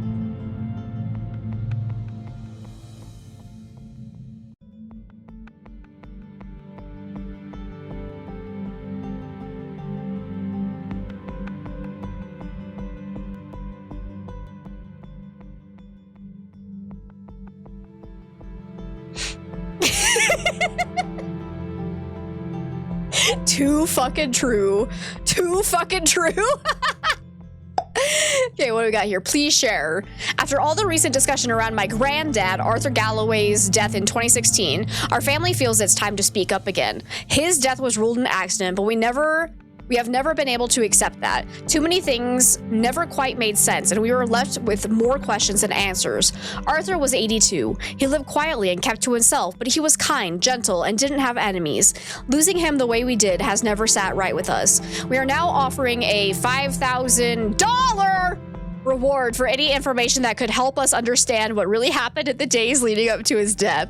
If you remember anything at all, no matter how small it may seem, please come forward. You can contact North Star Police, quoting reference blah blah blah blah. Yep, Chloe Galloway. So yep, she was the granddaughter. Cool. We got a private. Oh, we need a password? Oh shit. We got a hack. What do we think it is? What's the most common passwords? Birthdays, loved ones' names. Hey, Mouse, it's good to see you. Let me see. Justin Bieber. Password. Oh no! Failed attempt! I'm shocked.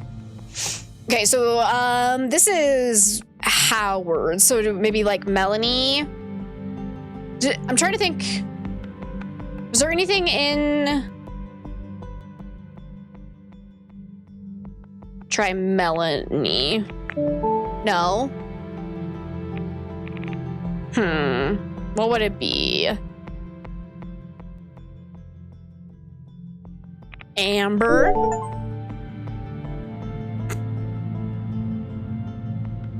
I got an achievement for 3 incorrect guesses. And then Oliver was the son. Persistent investigator. That's me, baby. That's me. Because is there a hint somewhere in here?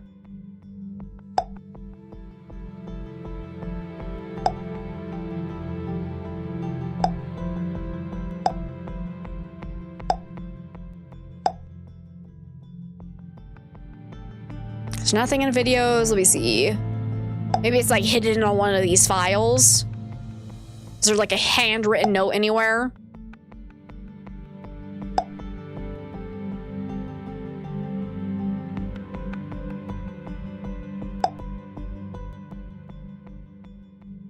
So far, I'm not seeing anything. What else would it... Oh, wait, we haven't tried a birthday yet. What was his birthday? Let me see. Victims files.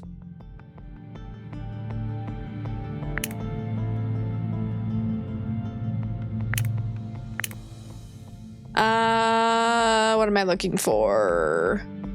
This one? Yeah, date of birth. Let's try 09/02/1986, maybe? Oh yeah, maybe it's related to, yeah, I completely forgot about the YouTube channel. Maybe it's related to that. So let's see. Try the birth date. No, I'm still getting that. All right. Yeah, let's try DRH Urbex. Nope.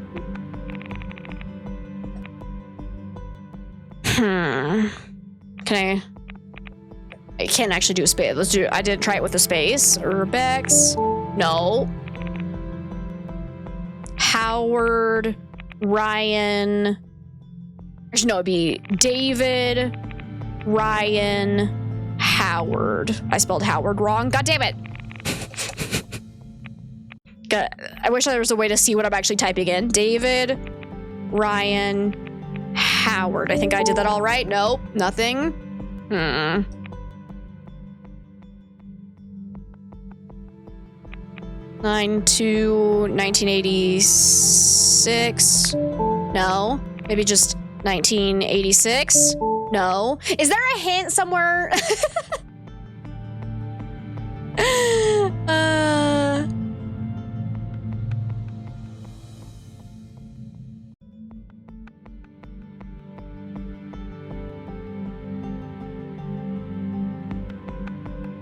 Amber's birthday, maybe? What was Amber's birthday?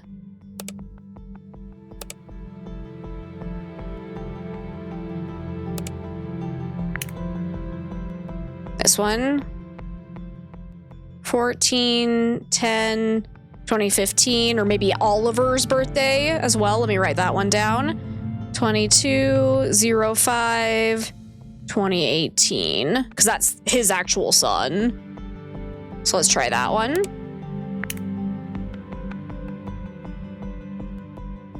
So 14/10/2015.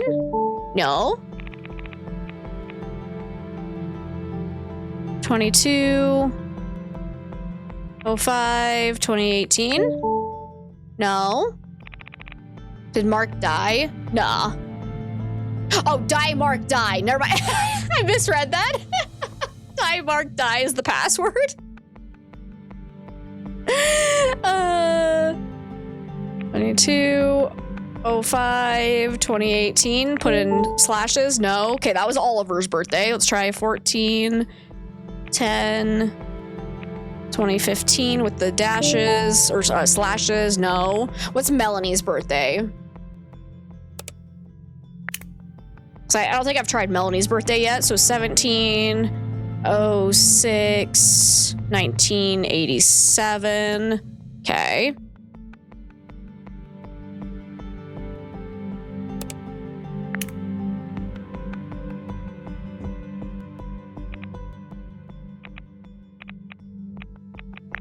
No. Try it with dashes.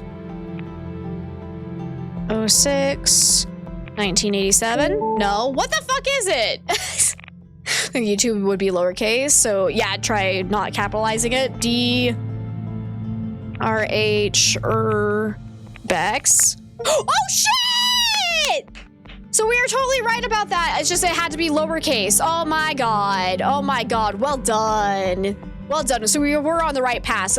It was just a matter of getting the correct formatting.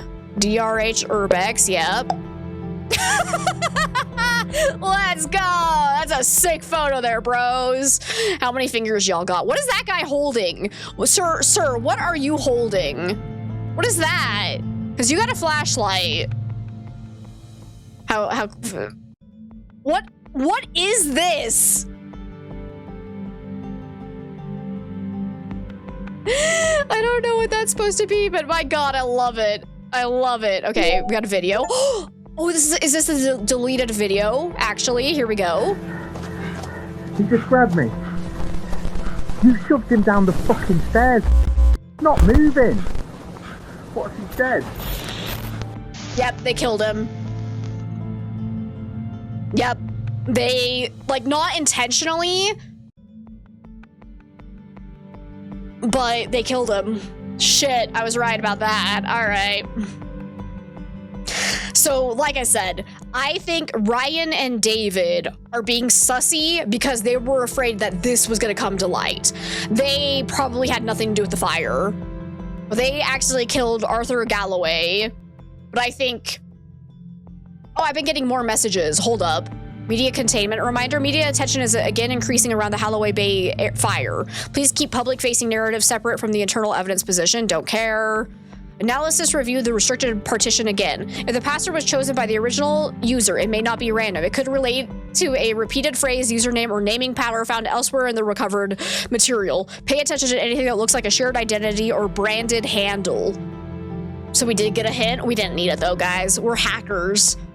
Digital Forensics Unit, Mason Fire Case, quick check-in. Investigator, we have reviewed the footage recovered from Howard Mason's HDD. If that material is what it appears to be, it may change how certain elements of this case should be interpreted. No shit! Do you think this is my first murder mystery, bro? I am a professional detective. I have solved every Nancy Drew case I've come across. God, mansplaining the shit.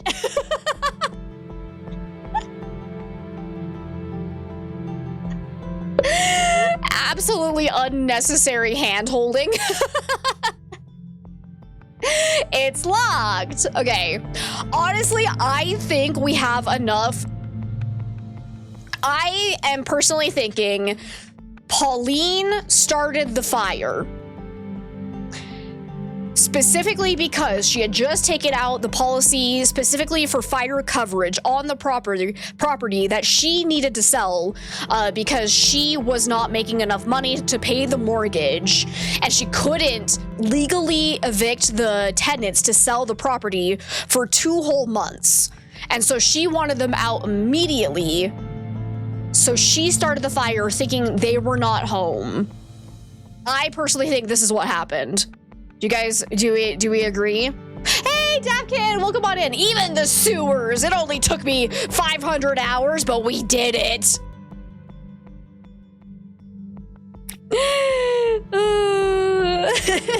Sounds very plausible. Let's see what we need to do to submit the report.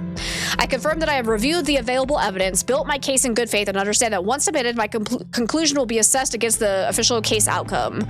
I am ready. Select a suspect. I think it's Pauline. No, it's so good to see you. How are you today? You had to brush your teeth. What do we agree on about who the person who started the fire is?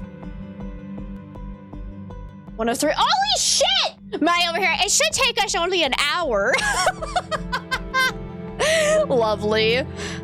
I always forget that we take longer to play games because I'm reading everything out loud, so yeah, no, it happens, but it was Old Man Jenkins, and he would have gotten away with it if it weren't for us kids and our dumb dog. Doing well, enjoying a day off of work, so you're playing catch up on house stuff, but hello everybody. I'm glad to hear you're doing well, Noel. It's so good to see you. How has Drainson been? I've seen you, you've been playing that quite a bit recently. Don't forget the cat, of course. Okay, I'm gonna go ahead and hit submit. Let's see what happens.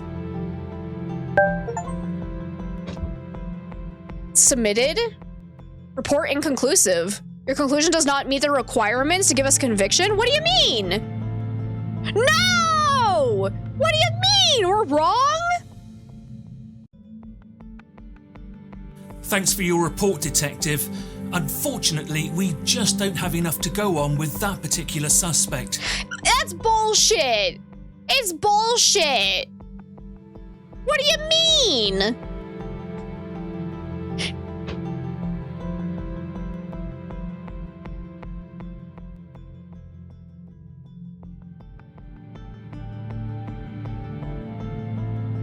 Been enjoying it as a neat turn brain off game. That's fantastic. You play the new Lego Batman game and it's so much fun. All right. Like, I feel like she's the only one that has, like, actual motive, though. Because, like, technically, yeah, Mark would have motive because he wants to get rid of the family so he can have Amber all to himself. But there's no conclusive evidence that shows that he had the actual reason to do it. Ryan, I feel like, was pretty suspicious because he did lie about his relationship to both Mark and Pauline, but it seemed like he was more concerned about deleting the things from the YouTube, and then he was saying that he wanted to talk more with Howard about it. He had the GATS discrepancy. Oh, if that is their reasoning, I'm actually gonna be irritated. Because why would they want to get rid of Howard, though? Because they're all equally involved in the death of, what was his name? Of Arthur Galloway. So if they got rid of one of them, one person would have to kill another person. So, like, it doesn't make sense. I mean, they didn't show anything that said he was going to tell. So that, like, if that ends up being their reasoning of, like, yeah, Howard was about to spill the beans, that doesn't make sense because Howard had the video. I think all of them had the video, though, because it was on their YouTube channel. And that got deleted. And there was nothing in what we were given that said Howard had plans to release that to the public. The only thing we had was that Howard, actually no, it wasn't Howard. Sorry, it was David that was the public figure who was saying, if anything comes to light, you know, if there are questions about the history of our town, be sure to send them to me. So if anyone was going to get killed over trying to keep it a secret, it would have been David, not Howard. Howard had no reason to bring all of that public, or at least not from the evidence we were given, in my opinion, right? So I don't think they established Ryan as a good suspect. Do we think it's actually going to be Mark? Let's try Mark. Because I feel like he would have more of a reason to want to get rid of the rest of the family. And yeah, it doesn't feel like murder. I'm not sure. So let's just try it. Nope. Okay, so it is not Mark. Okay, cool. So we were right that, yeah, it didn't seem like it was him. If it's Ryan, if it's actually Ryan... What do you mean?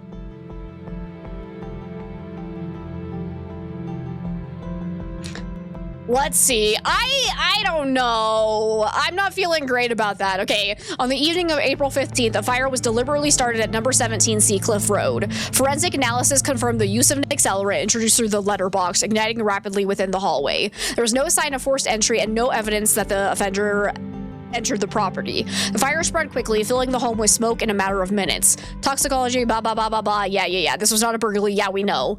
The method of the fire is key. Setting a fire from outside without entering the property carries a risk. It provides no confirmation that the house is empty. Whoever did this made a critical assumption that no one was inside. Yes.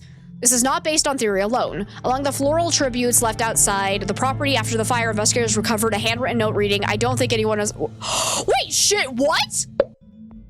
Wait, I didn't see that. What? What?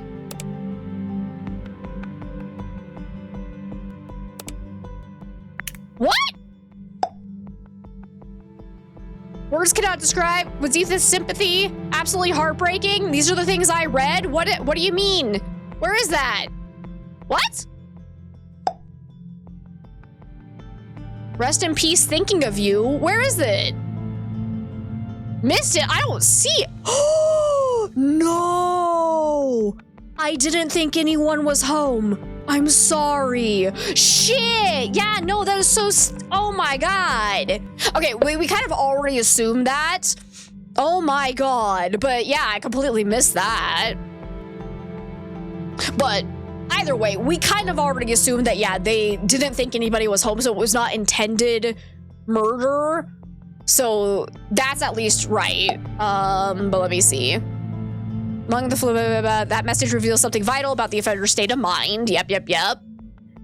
And each suspect had a potential motive, but their knowledge of the family's whereabouts contradicts the method of the fire. Pauline Kerr, the landlord, had a financial incentive to regain possession of the property. However, her insurance policy explicitly excluded deliberate fire damage, but it said only if... Oh, see, okay, this actually bothers me because the policy in question, hang on, where was it? It was under suspects, Pauline, this one. Because we spent quite some time debating this, because it says any loss or damage arising from deliberate acts, arson, or malicious attacks by the policyholder, any tenant, or any person acting with the policyholder's consent or knowledge. That means if the policyholder did not know someone was going to burn the place down, they would still get the payout. So I am actually a little bit upset by this, because this wording alone makes it sound like there is a chance that they could have gotten away with it and still gotten the payout. So I am actually a little bit upset by that, because that is not what that policy says. So, but there was no evidence that she was at the property, or there is no evidence she believed the property to be empty that night. But again, you could make the statement of she would have thought the fire detectors would have worked, because they specifically went out of their way to let us hear the chirp of the fire detector. So I don't know. I feel like Pauline still would have been the better suspect. But David, a neighbor and longtime acquaintance of Howard Mason, confirmed he heard activity within the house that evening and was aware that the family's car was off the road. Yep. His account is consistent with the timeline supported by surrounding evidence. Yep. Mark Matthews, the biological father of Amber, saw the family at the property earlier that day. He was aware they had not gone away for the weekend. Yeah. So, but yeah, Ryan Fletcher is the only individual whose statement, behavior, and knowledge align with the method of the crime. In his interview, Fletcher downplays his relationship with Howard Mason, claiming they were not close and had not been in contact recently. This is contradicted by evidence placing them together on the day of the fire. Yes. Digital evidence recovered from Fletcher's device shows a growing concern in the days leading up to the incident. His search history includes queries related to DRH Urbex, Arthur Galloway, permanently deleted videos, and Chloe Galloway, all in the hours before the fire. This material is central to the case. So yeah, like, yes, all of that is true, but I thought that was just like the red herring of like, yes, he's acting sussy, but I thought he was just trying to cover up the fact that they had been involved in an accidental death years before. That's what I thought we were going with here. So it kind of annoys me that it did end up being Ryan Fletcher. Can we talk about how I could have solved this case in the first 5 minutes if I had gone off of it's Ryan Fletcher, because he left a YouTube comment, or not a YouTube comment, a Facebook comment. I was right within the first 5 minutes, guys. Lesson learned, don't leave comments on Facebook. All right. Because yeah, I pushed him down the stairs. Yeah. So faced with the possibility of exposure, Fletcher began attempting to assess the risk. His search history shows clear concern about the existence of old footage and whether it could be removed or traced. In the hours before the fire, his focus shifts repeatedly toward the Galloway incident. It was damage control. He would destroy the source. So yeah, we did talk about how it was a possibility one of them started the fire to get rid of the evidence. We did cover that, but then we ruled it out just because, like, it doesn't feel quite right. Because, yeah, I don't know. But yeah, he did say that he believed them to be away for the weekend. He was acting suspicious, but I personally thought it just felt like he was trying to cover his tracks with the Arthur Galloway.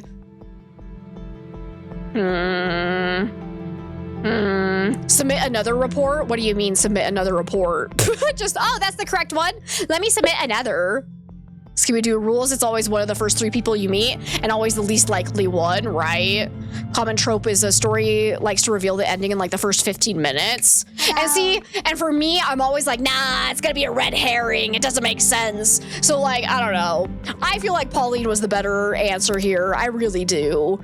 Like, she had very clear motive. She thought the family was away for the... Didn't she say she thought the family was away for the weekend, right?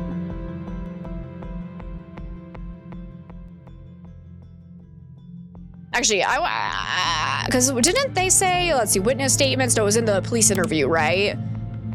Pauline, right here.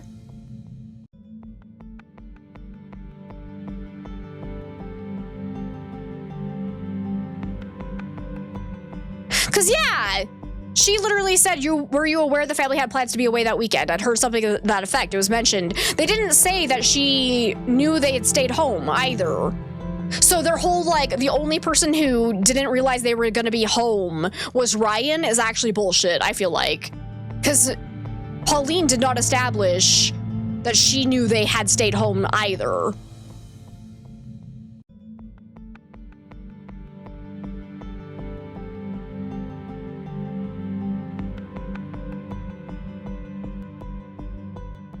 So, yeah. Unless I missed something there. Hey, Kat, it's good to see you. So I'm not sure. I'm not sure how I feel about Ryan being the answer. I think Pauline framed Ryan. I stand by it. Because, like, the problem is that, like, they're, yeah, Ryan had gas for his job. Like, everyone fills up their car with gas. It's so easy to get from a station. Anyone could have used gasoline to start the fire. So just because somebody bought gas for their lawnmower does not mean they were a murderer. She did like that pic that said they were going away, indicating that she thought they were gone. Yeah, exactly. So, like, I feel like this is bullshit. Pauline is the real mastermind behind it, and I stand by it. I stand by it. Like, I don't feel like Ryan was the good answer here.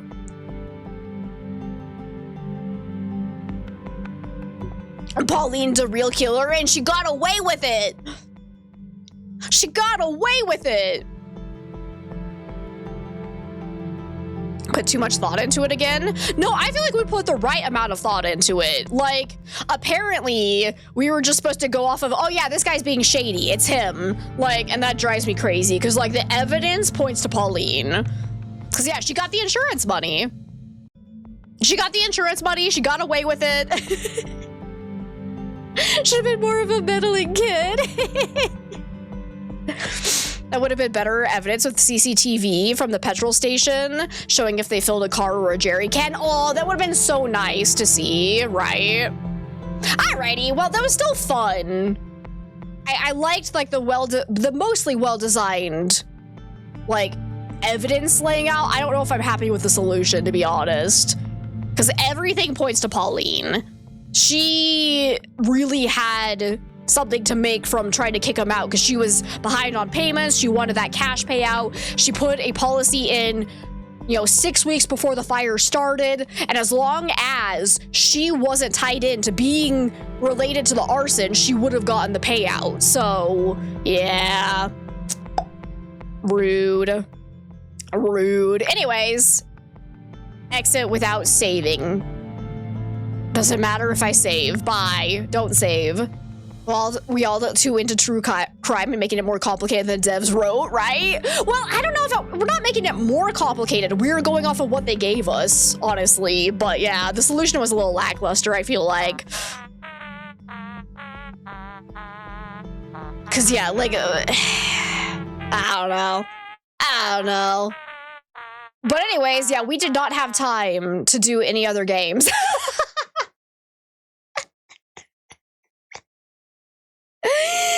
Whoopsies!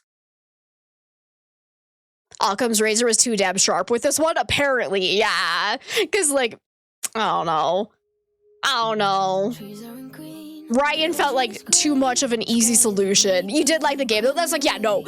Like, the UI was amazing. It was simple. It was clean. It was easy to go through everything. I love that they gave you an area to make notes. Didn't really use it because I did want chat there, and I thought that was fun, and I just like writing my notes. But the fact they actually had that in a really nice, simple way, fantastic. So I definitely want to see more games like this. For sure, because like it's still like even if you don't get it right, it's still fun. Like it was well made, evidence was laid out really nicely. Us being the notes was great, right? Like so it was still a really well made game. I just think yeah, we did a deep dive that the dev was not prepared for because we are Nancy Drew. We are Nancy Drew. Good night, Lionel. We'll see you later. And good night, Melody. Thank you so much for hanging out. That was fun though. I'm glad we got to do that. A nice little murder mystery is really great. And we will play, so like I said, I had Human Fast Food and another game called Memory Silenced lined up. We should be able to fit them into one of our other indie horror game days of this week because we will be playing more of those Wednesday and... trying to think, what did I have lined up on Wednesday? Because I know I for sure said we were playing, what was it called? There's a new one coming out that's called Is Guilty. It looks like it's gonna be a fun indie horror game. And it should be sure, I don't actually know yet, because it is coming out tomorrow. So there's no estimate as to how long people are taking to get through it. But if we have time, we'll definitely play the other games that I had planned for today on Wednesday.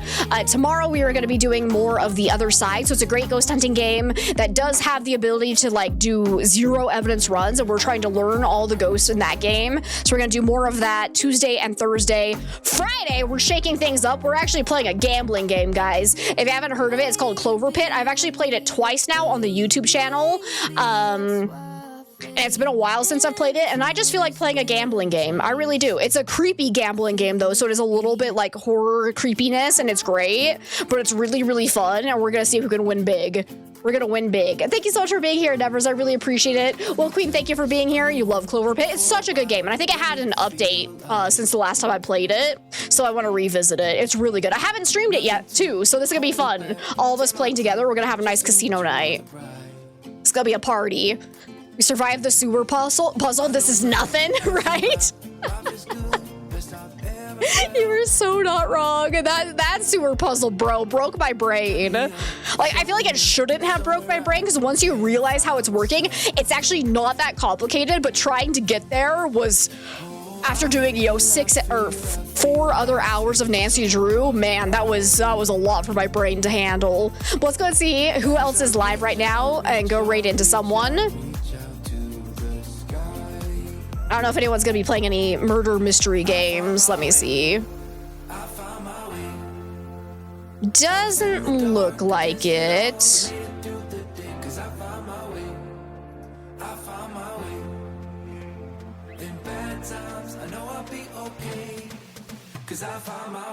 Yeah, I'm not recognizing any of these games as being like a puzzle murder mystery, but we do have Empyrean, who is currently playing Blueprints, which is a nice puzzle game, right? So let's go ahead and go raid Empyrean. Because if you guys don't know Empyrean Dancer, they're absolutely delightful, super sweet. Oh shoot, an ad break just started. No! That's fine. It'll be fine. You too, Devkin. Thank you so much for being here. Esmo, thank you so much for hanging out. Jumbo, it was great to have you as well. Pink Wolf, thank you so much for everything. Hallie, I love you so much. Thank you so much for hanging out with us. And thank you for helping me with all the puzzles. That was great. That was great. Blueprints is so good. That is what I've heard. I actually do own it, and I just have not played it yet. Ay, ay, ay. Ay, ay, ay. I have so many games that I need to catch up on. You too, Seba. Thank you so much for being here. Let's go ahead and get this raid started. If you guys are not subscribed, you can go ahead and use this raid message. If you are subscribed, you can go ahead and use that raid message. Just copy and paste that directly into Imperium's chat once we get there. As a reminder, I will not be streaming from June 2nd to the 22nd because I'm going to be gone for my wedding / honeymoon. So there's going to be a huge gap in both streams and videos coming up to the VODs channel. But I will be having a couple of recordings coming to the main YouTube channel during that time. So keep an eye out for those. Got a new notebook. Hell yeah. I love notebooks. Notebooks are the best. You too, Asana. Thank you so much for being here. I really appreciate it. And like I said, tomorrow we'll be doing some ghost hunting, so that'll be lots of fun. And then more indie horror games on Wednesday. So hopefully I will see you all then, and you all have an amazing rest of your day. Bye-bye, everyone.